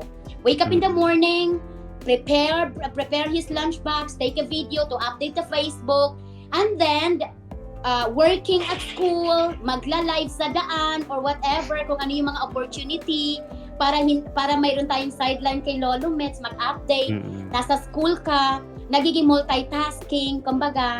And then, my weekend falls into my studies. Nandun yung, kasi ang schedule ng ng PhD class ko is every weekend. So, every weekend siya. So, ganun yun. So, weekend, alam ko na sa sarili ko na mag-aaral ako. Okay, naka-set up na siya. So, ayan si Habi to serve me some breakfast or nagluluto din siya. Nagre-reels din siya, alam mo yon. So, pinag-aagawan ngayon ng pagluluto sa bahay dahil gawa nga ng itong mga na to. So, yun, Sir Frank. Yun. The weekend ko, studies, nakaalat na siya for studies. Tapos, after at the same time, chine-check ko din yun habang nag-aaral, chine-check ko na din yung mga comments para mag-engage, kumbaga. Kaya kahit nag-aaral ako, nagla-live ka. Kapag-reply. Yes, gano'n. So, hindi siya big deal. It's not a big deal. It's just a matter of how you manage your time. It's not the time to manage you. Diba? Hindi. So, parang yung napansin ko talaga sa'yo, Mama Heidz, is yung tawag dito, when you tried to embrace the meta world didn't change your lifestyle. No. It's just that No. the meta world, parang nandyan lang siya, parang add-on na lang. Yes. There's nothing to change. People most of the time now, they actually change who they are just to fit meta. But instead, you just do what you're saying and let meta see you. Yes, exactly. So kumbaga it's That's it's a plus points. It's a plus opportunity that opens our door na nandyan na pakikinabangan mo na lang, 'di ba? Nandyan na, gagawin ko lang naman 'to, i-video ko lang. Tapos nandun nakikita ako. Kumbaga let's just enjoy our life na hindi siya maaapektuhan yung normal nating mga ginagawa.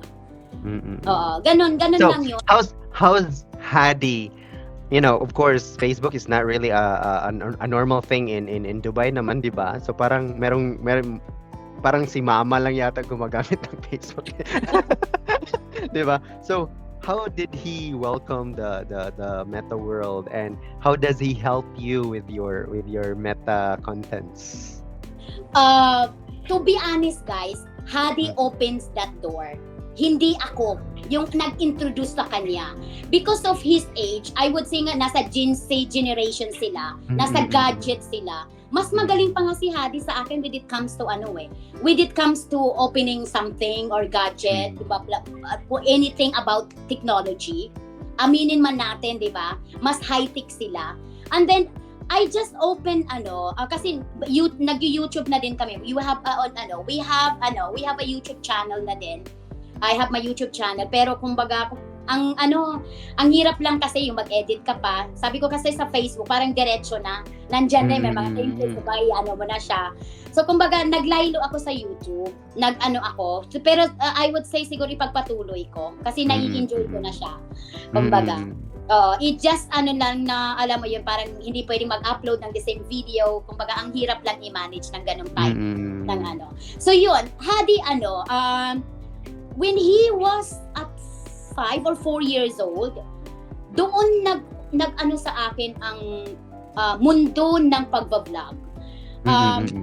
He had my phone that time when we went to desert safari.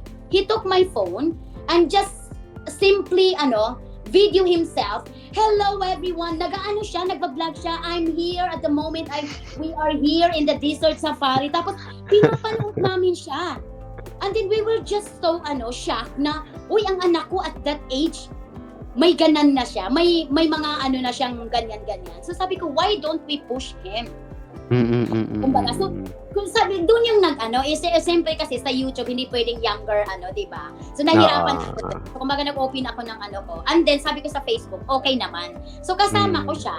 So, nag-create lang ako ng namin, yung Facebook page namin, Hadi and Heidz Food Venture, sabi ko.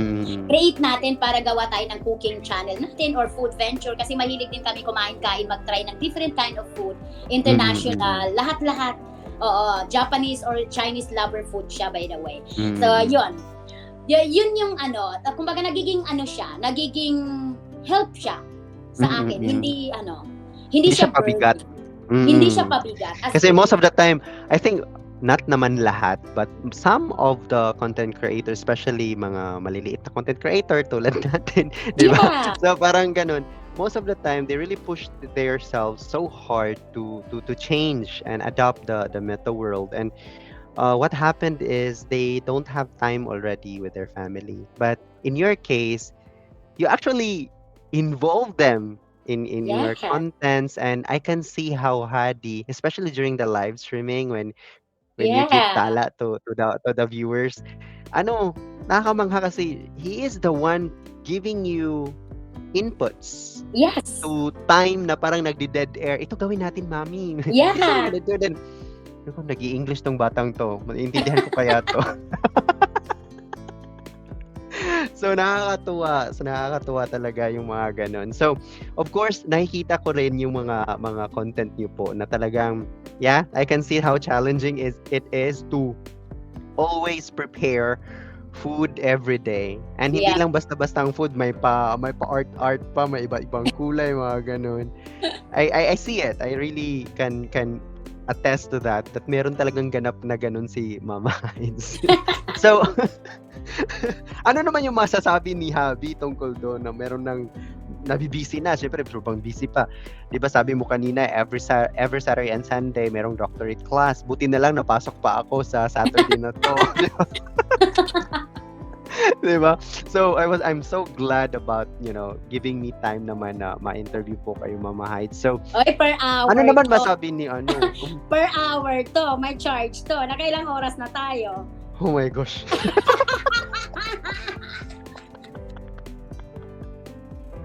Oh my gosh.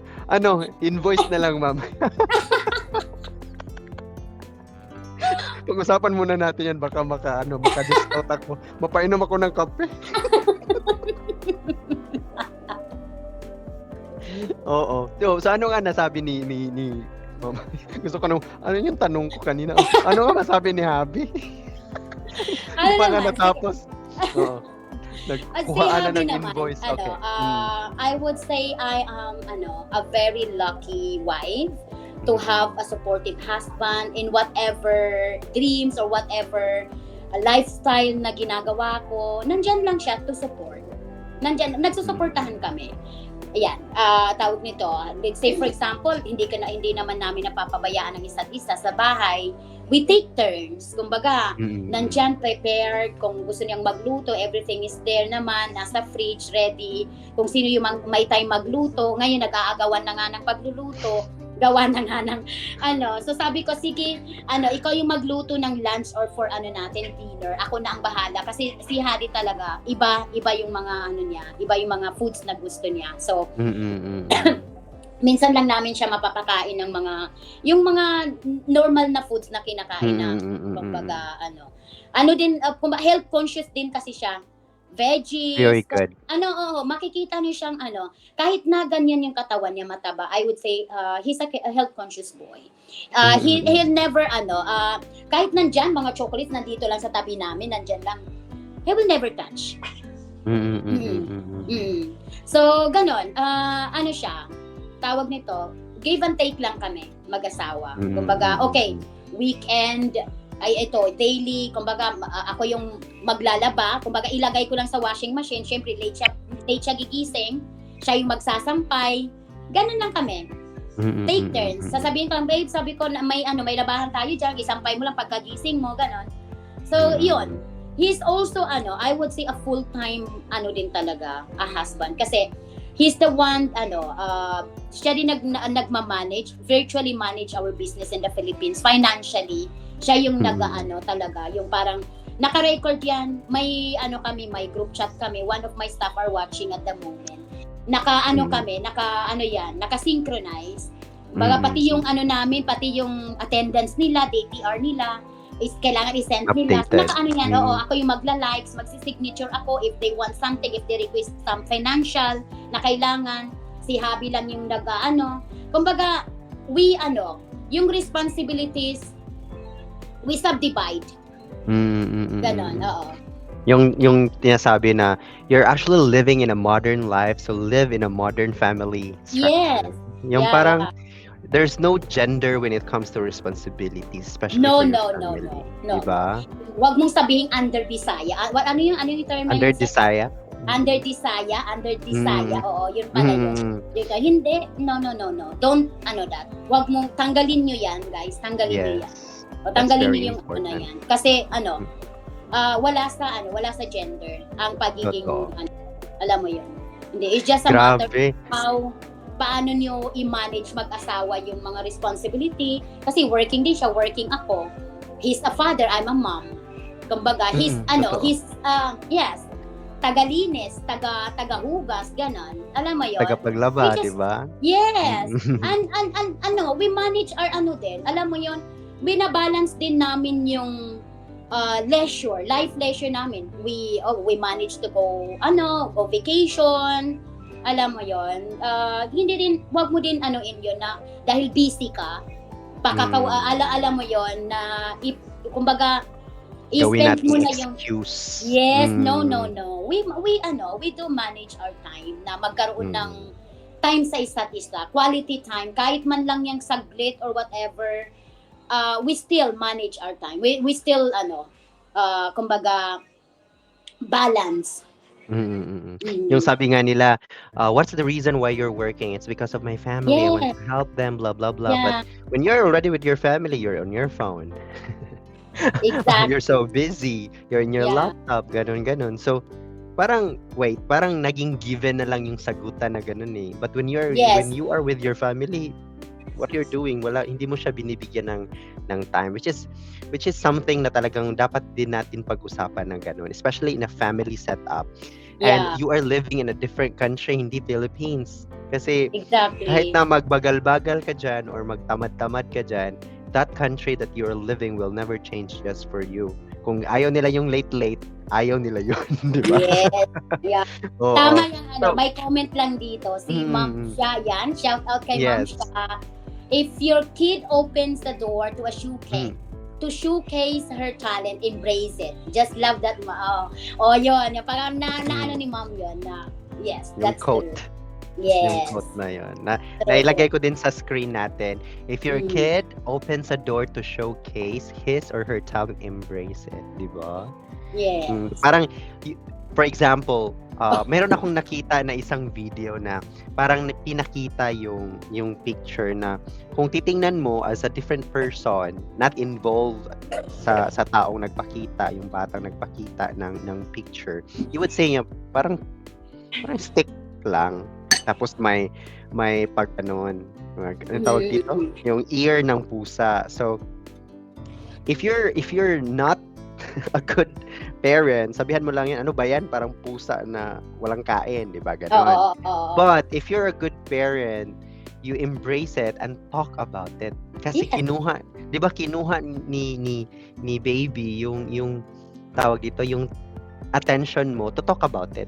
Yeah. Diba? So pag ganun po, Ma'am Heidz, ano yung mga dapat na gawin ng mga parent? Like, what kind of questions they can ask? Because even asking question on that specific situation, when it comes to like, hindi mo naman talaga na parabang naiintindihan yung knowing niya, how can you, at least 3 questions lang po na ma-share na at least a good start to start ng parenting habit po pag ganun yung nangyari. Okay, Sir Frank, if in that case po, kasi we have different perspective naman talaga when it comes to giving tawag dito, giving feedbacks. Diba? So kumbaga, if I would say if you are a parent, go into his world. Yes. sabayan mo siya, pair yourself with him or with her, and then that's that's where you can parang doon mo siya maintindihan. Yes, kagaya ng kagaya ng mga student namin. I'd love that point na binanggit mo yan, Sir Frank, kasi sorry. being a child with learning difficulties, they have their own world. Kung mapapansin natin, they used to play on their own. They used to do steaming a lot. Steaming means yung stimulatory behavior, like clapping, or I would say, looking into air or being distractive. As a teacher or as a mom, for you to understand your child, go into his world, go into her world. Tabayan mo siya. Kung halimbawa, may, I would say, gusto niyang, I would say, gusto niyang sumayaw or sumasayaw siya, sabayan mo siya, sumayaw ka, appreciate it. I-appreciate mo siya. Oh, that's very good dancing. And then doon mo na siya makukuha. Kung halimbawa, kung ano yung gusto mong gawin niya to you, or kung ano yung gusto mo na ipagawa sa kanya, first you have to understand. First you have to go into her world.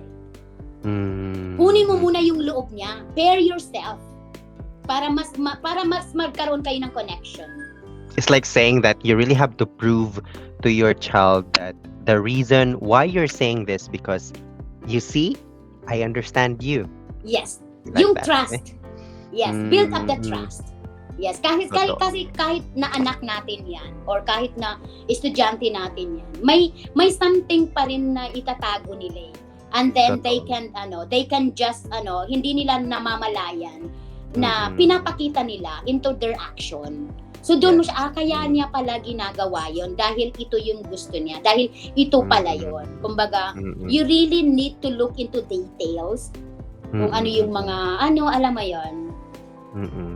Yeah. Now, those things talagang maraming way on how you're going to approach the situation. But the most important thing there is you make sure that you have your hand open and being understood, that you're willing to understand them. Yes. Because most of the time, their approach, like for example, there's a baby slapping your face. Yeah. What's your first thing to do? What did you do? It's painful. This kind of stuff. But okay, so for that, Sir Frank, nakalimutan ko pala. Yeah, it's a part of being a behavior therapist. For you to analyze the antecedent. Yun yung pinaka number one. Sinampal ka, or say example, sinampal ka or umiyak yung anak mo. Don't just give feedbacks. Don't overreact. Hindi, tumahimik ka, wag kang iyak yan, manahimik ka. No. You have to understand. You have to find out kung ano yung antecedent.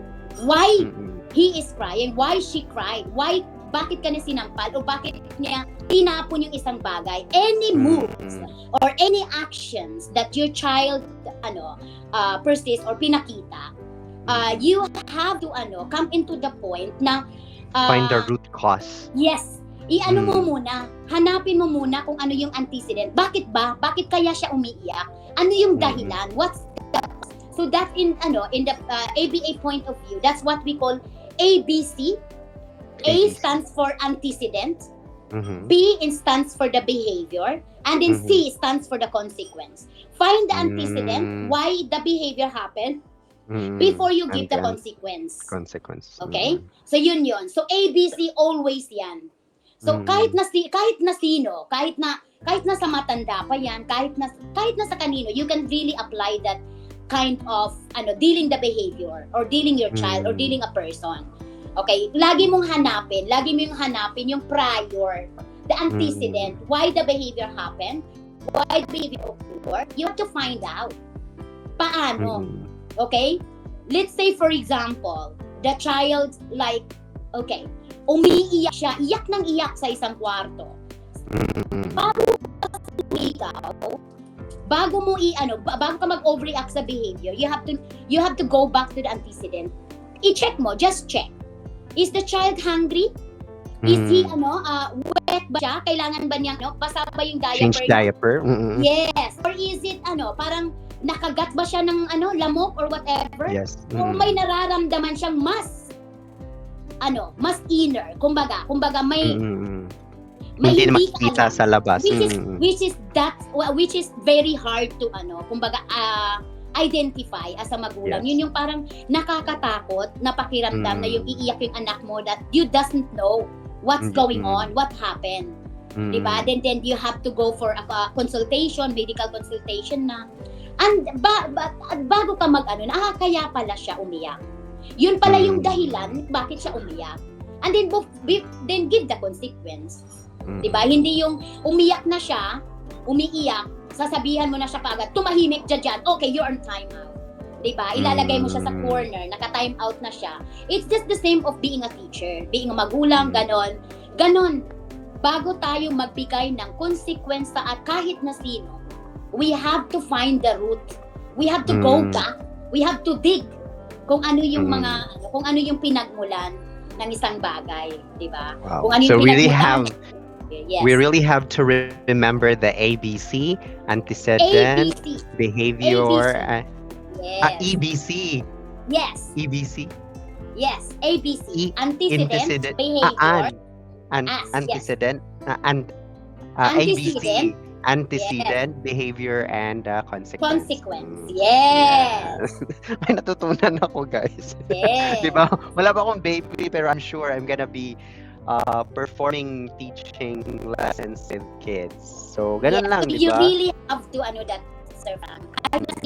For our 14 million viewers Yes. there,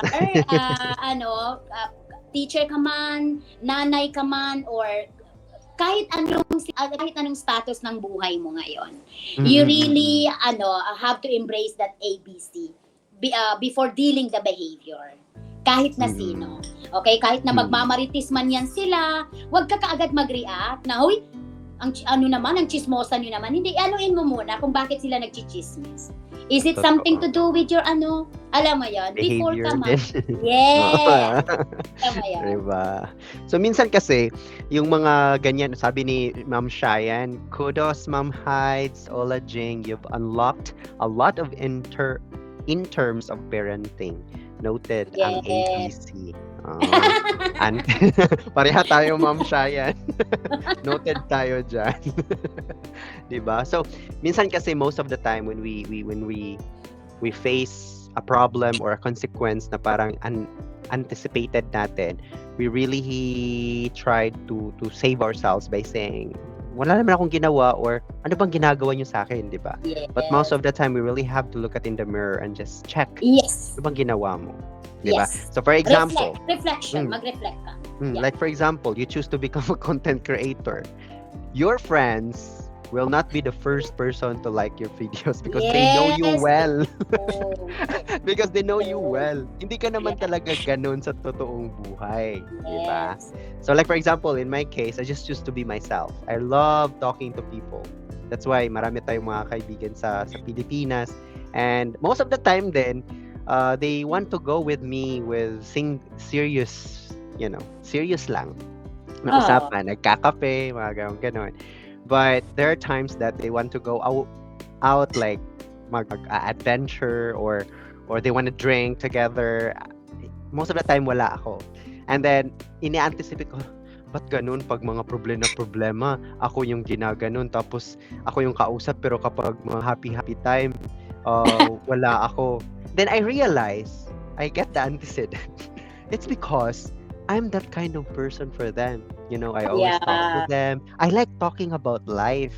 And then when the time na meron ng mga sayaw-sayawan na, I always excuse myself because I don't want to be, parang yun, di ba? Kapag nasa diskuhan na, may mga sayaw-sayawan na, which is not good for me because I'm a married man.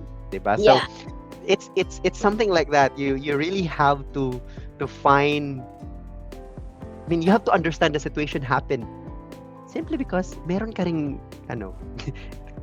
contribution sa situation. Yes, diba? So, anyway, we're almost 2 hours na. Oh my God, I really thought hindi ko siya I didn't expect na it lasts this long. Kasi sabi ko, sige, kahit 1 hour lang. But then, alam mo yon, I really want, siguro kumbaga, this is, din talaga, opportunity din talaga that I can share my life. Alam mo yan, I've never been into this kind of,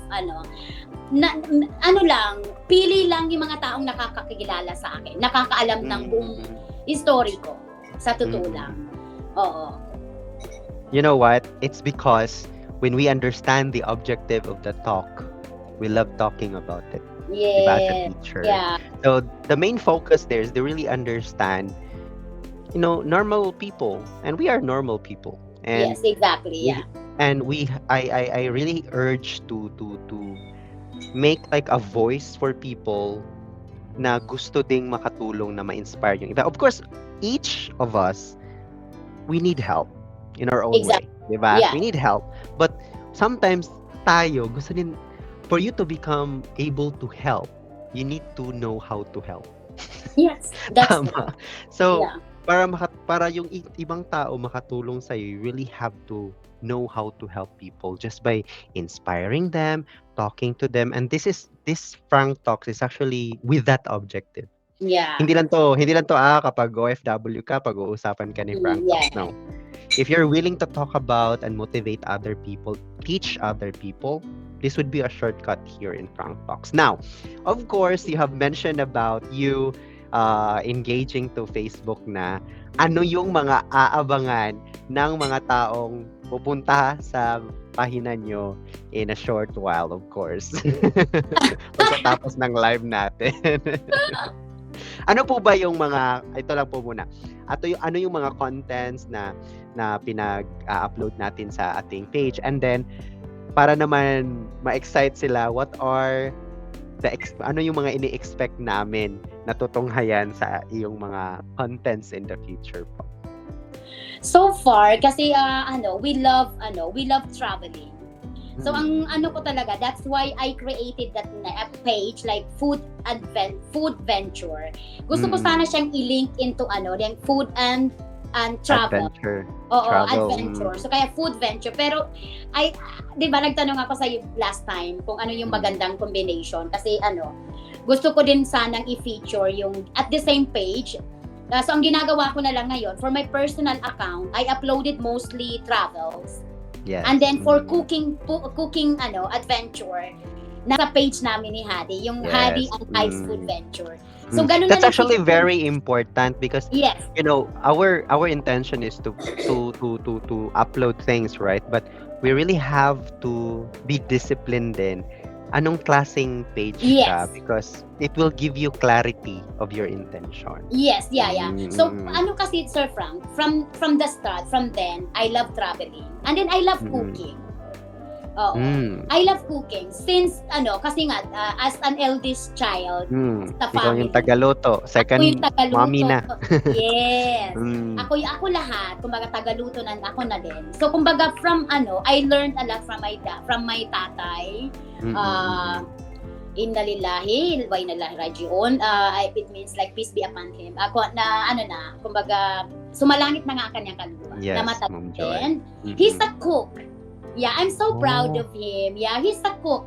That's why may restaurant kami, may kami, karinderya kami when we were in the, I would say nasa elementary pa lang kami, high school, yun yung ways of income namin na mapag-aral kami.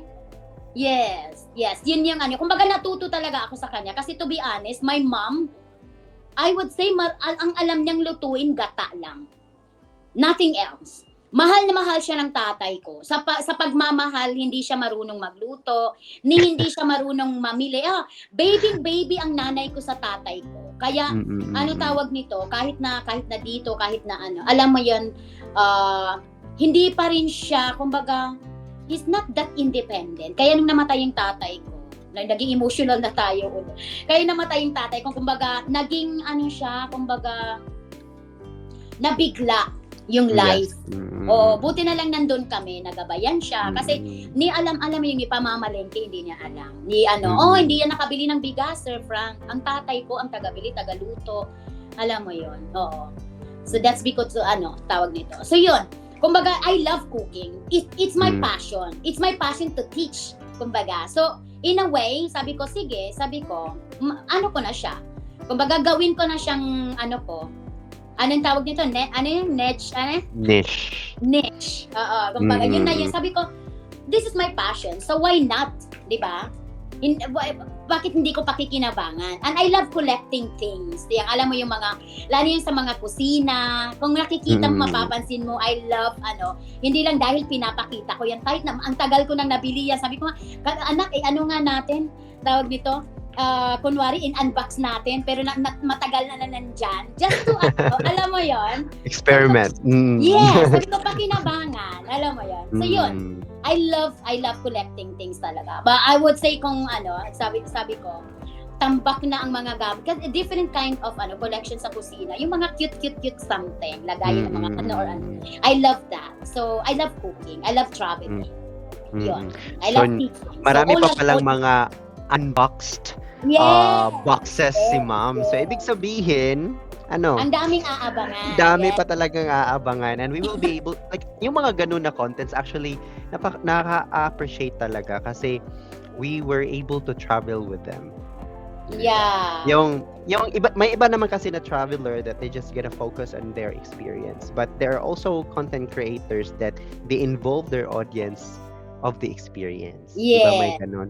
Ang gusto ko kasi sa traveling experience ni Ma'am Heidz is kapag nanonood ka, it seems that you're part of it. Talagang, guys, punta tayo dito, ito yung nakikita natin. And after that, after a week or 2 weeks, kung hindi busy si Ma'am, you will be involved by, yung mga palaro niya na parang quiz. And then if you just watch it once a day lang naman, so at least, di ba, kung hindi mo na maalala, ibig sabihin yung tala para sa ibang tao. Pag naalala mo, para sa'yo talaga yun. Totoo. Di ba? Those are the things talaga. So, of course, as of this moment, we already consume 1 hour and 59 minutes. Wow! So, I always check that one because alam ko naman how important time talaga when it comes to family time kasi weekend din ngayon.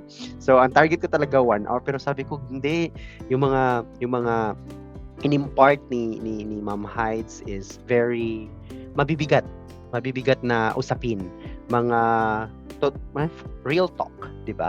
So we really have to listen to that, and I'm so happy we were able to talk about it. And I know there are still a lot of things that we need to talk about. Maybe may part 2 ito. Why not? Di ba? Hopefully. And as what I've said, she was able to talk about the life of being a mother, how happy she was, how happy Hadi came to their lives, and with the perfect timing and perfect challenges kasi naging motivation to do their best. Kasi she is a mother, di ba? Now, she was able to share to us about, the challenges and make it as a blessing na yung may opportunity to have a venture of business kahit na walang pera pero ginawa ng paraan, di ba? Because she's an entrepreneur. Hindi siya businesswoman, she's an entrepreneur la, 'di ba? Sobrang hindi yan basta-basta. The other one is she was able to understand other people. She was able to balance judgment. She was able to balance her life as a mother and being an educator because she is a teacher. So, parang nandyan na lahat, and in this talk, we were able to bombarded talaga. Parang uminom ako ng iba't ibang multivitamins as of this moment. I'm very bombarded. So, sobrang thank you talaga, Ma'am Heidz, for your time, and hindi mo binudget, hindi mo, walang discounts ang lahat ng mga binigay mo na mga learnings here in FrankTalks in this segment po. Sobrang thank you. It's talaga, Sir Frank. I would say it's a pleasure na I was invited by you to open my book to other people. I would say to inspire other people. Yun yung parang pinaka ko na always whatever I would say, kung ano man yung mga tawag nito, kung ano man yung mga nakalimutan ko yung term, whatever circumstances or yung mga challenges that will come into your life, always remember that there is an opportunity and always remember that God or Almighty Allah has always a better plan. Wag mo siyang don't take it as an kumbaga failure ka. No. Because I've been through a lot, Sir Frank, I would say. Lahat, halimbawa, na-experience ko, ma-fire, or mag-resign, or tawag nito, degraded sa isang company, ko lahat yan. Naranasan ko lahat yan. Okay, dumaan lahat yan sa buhay ko. But then, I always, think na sabi ko, ginawa ito, naranasan ko to, or andito ako sa sitwasyon na to dahil there is another good opportunity that will open para sa akin, na naghihintay para sa akin. Yun yung ko talaga, Sir Frank. Yung parang lahat, and it's true. Sa totoo lang, Sir Frank, kasi I came to kumbaga, halimbawa, yung naranasan kong ma-fire in a company, na yung maiyak ka dahil hindi mo alam yung dahilan. You did your best. You actually, parang, excuse me, I was, pinili mo akong employee of the year. But then here comes, dahil lang pala, they cannot offer me more to renew my contract. But then, alam mo, hindi ko na siya binigyan as sabi ko, okay, I'll accept it. Thank you so much for the opportunity to be a part of your company. And then, for that, every, talaga, Sir Frank, every struggles or every, na dumating sa buhay ko, may kapalit na mas malaki, na mas, pinaka-importante. Yun talaga, hindi ko always talaga sa life ko na ganun, na kung may something man na there is something na dumating na trahedya or whatever, just thank God dahil yun lang yun. Kumbaga, always pray. Mo lang, ito lang yung lesson na maiiwan ko sa mga viewers natin. Okay, yun lang, look after, alagaan mo yung sarili mo dahil ang sarili mo yung kapital mo, di ba? Kahit na working hard ka, take care of yourself. Have time to go to salon, magpa-facial ka or whatever, alam mo yun? Dahil you work for it, di ba? I-please mo yung sarili mo. Don't think of others na ipi-please ka. Hindi, ang sarili mo. I-please mo yung sarili mo. It's like saying that of all the people, wag mong kalimutan pasayahin ang sarili mo. Yes, exactly. Oo, dahil sarili mo yan kapital mo yan, katawan mo yan. Oo, bago ka magpasaya ng ibang tao, pasayahin mo ang sarili mo. Bago mo tulungan ng ibang tao, tulungan mo ang sarili mo. Sure. Diba? Yun. It's like for you to give love and for you to give happiness to other people, you have to be the source of love and happiness. Yes, love yourself muna bago yung di ba? Kasi paano mo sila matutulungan if you are nothing, di ba? Kung walang wala na yung sarili mo, kung ubag-ubos na yung sarili mo, wag kang maging plastic, di ba? Wag kang mahiyang magsabi na sorry, I don't have. Sorry, wala pa sa ngayon. Make them understand, kumbaga. Kasi bilang OFW, nandyan tayo sa na yan na you are an OFW, you have. You can't say no. May pera ka.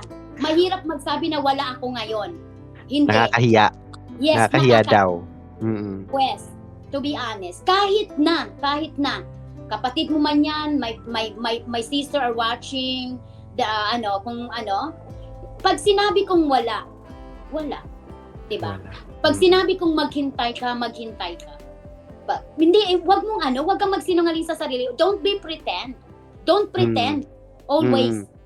Just be true to yourself.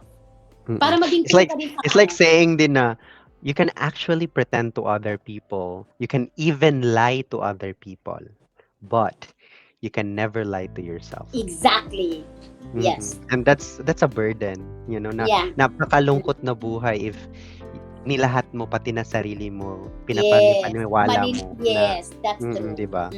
True. So actually, being a OFW or living outside the country now, I was able to hear a lot of stories about how to be honest, especially to yourself.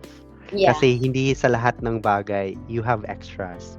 And Yeah. remember, when something happens here in No other one will help countries, you. yes, Yes. doon sa Sarili mo lang. Pilipinas, kung wala silang pagkain, kung wala talagang magawa, they can go to their kapitbahay and ask for Yes. kamunggay. Malunggay, di ba? Yes. Oo.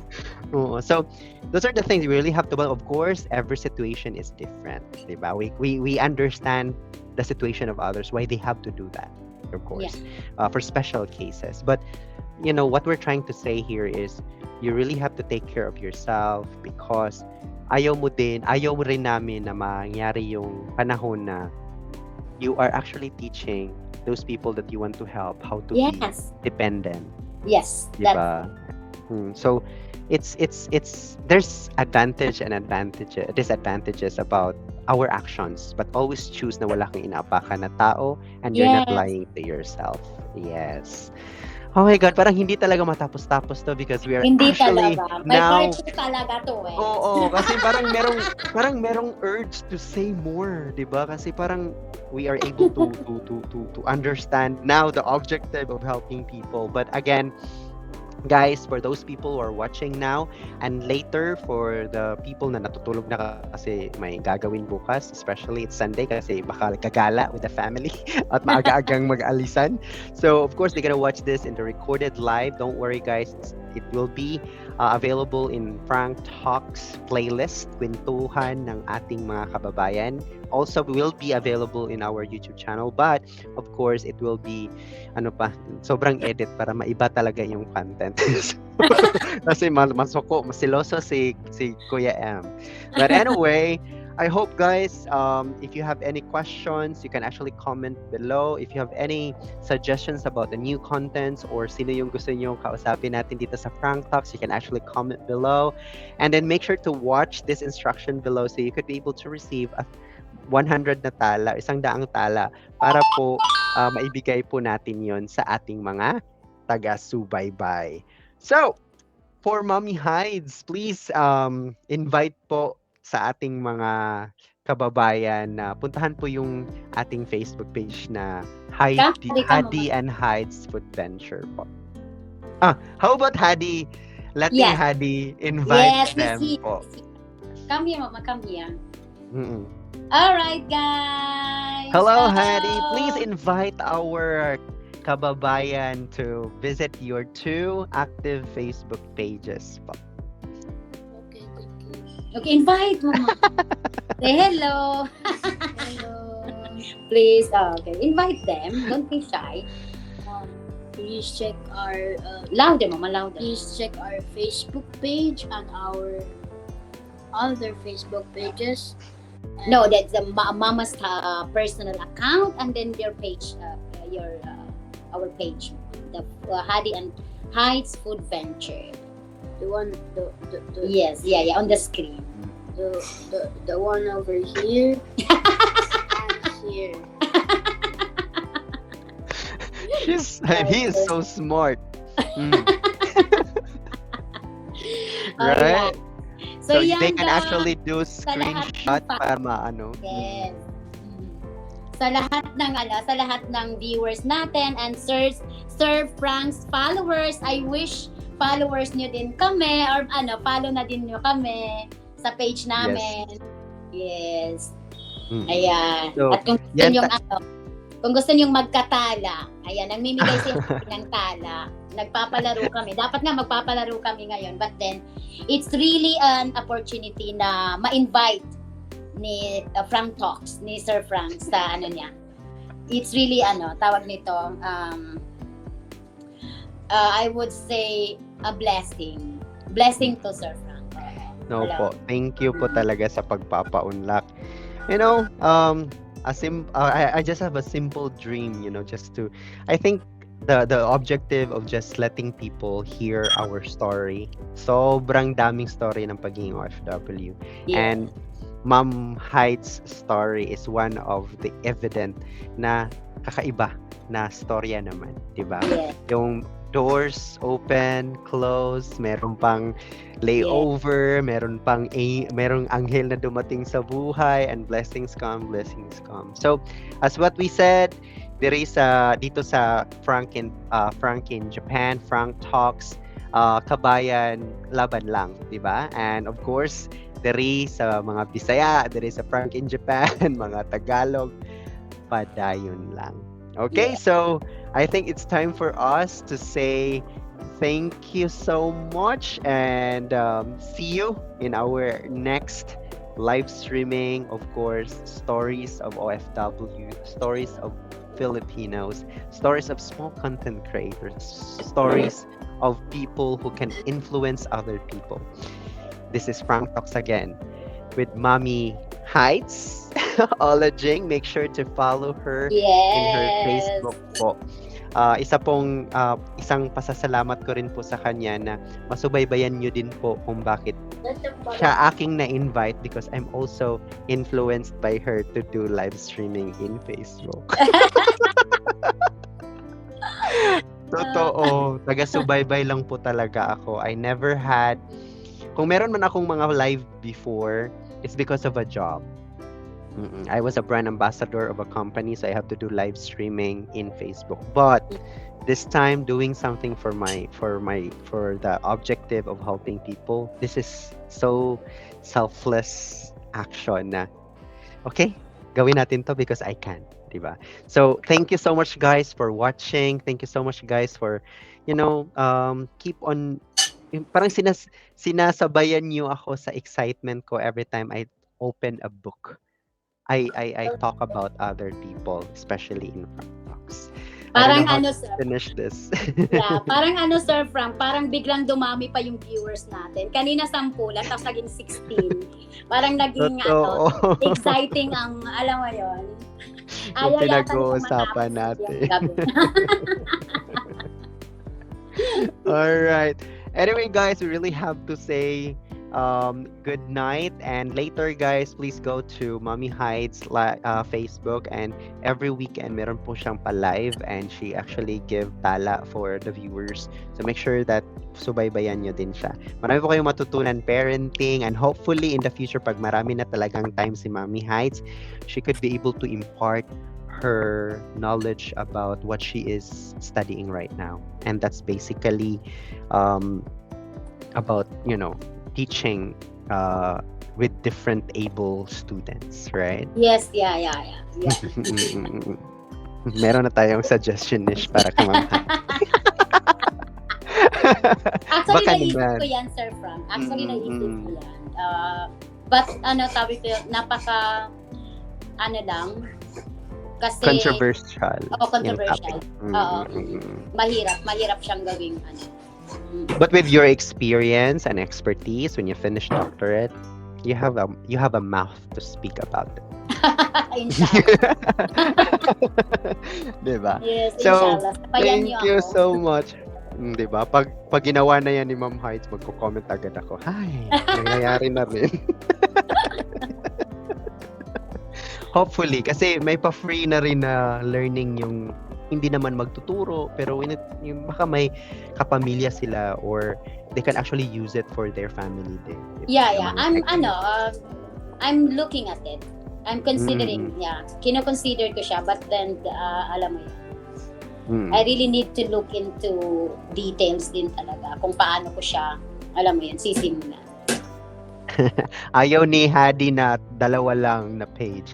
Ayaw yung Hadi Venture lang. Dapat puntahan nyo din si Al Hadi Luntayan. Yan yan yung baby na yan. Alright, so Hadi, can you close our live streaming? Can you say something You say something. to the extra? What you want to say? No, Like an inspirational, like sharing. Yes. Something. What can you say? What can you tell them? I know this interview is long, but it is helpful for all the people. Louder, mama. But it also is helpful for all the people out there that is have something wrong with their jobs. So my mom here is giving information on how to fix them. How to fix it. So if this really helps, I'm glad that you're happy, and if this helps with your life, we are all here for you. If you, we're all here for you. If you want help, just ask someone or ask some of us, and we can give you advice. That's parang kinabahan ako sa I can help you. Buti na lang talaga sinabi yung I can give you some advice. Kinabahan ako baka mapuno yung messenger ko. Love you so much, Hadi, for using that specific word. Sobrang napaka-inspiring ni Mami and very appreciated ni Hadi talaga. So it's an evidence of a good parenting talaga. Yes. So again, guys, with Hadi and Mami Heidz, we would like to say thank you. Here in FrankTalks, we talk about lives of Filipinos outside the Philippines and Filipinos in the Philippines. I hope, guys, you were able to get inputs and get value with this talk with Mami Heidz and Hadi here. So again, dito sa FrankTalks, kwento ng buhay mo. So ang buhay mo'y napaka-importante. Sa FrankTalks, padayon lang. Salamat kayo sa pagtanaw, guys. Bye-bye. Bye. Love you all. Uy, dapat pala pinag-usapan natin yung ganon-ganon ni Hadi. Meron pa sana akong tanong nun eh. Pang part 2 sana yun. Bye-bye, guys.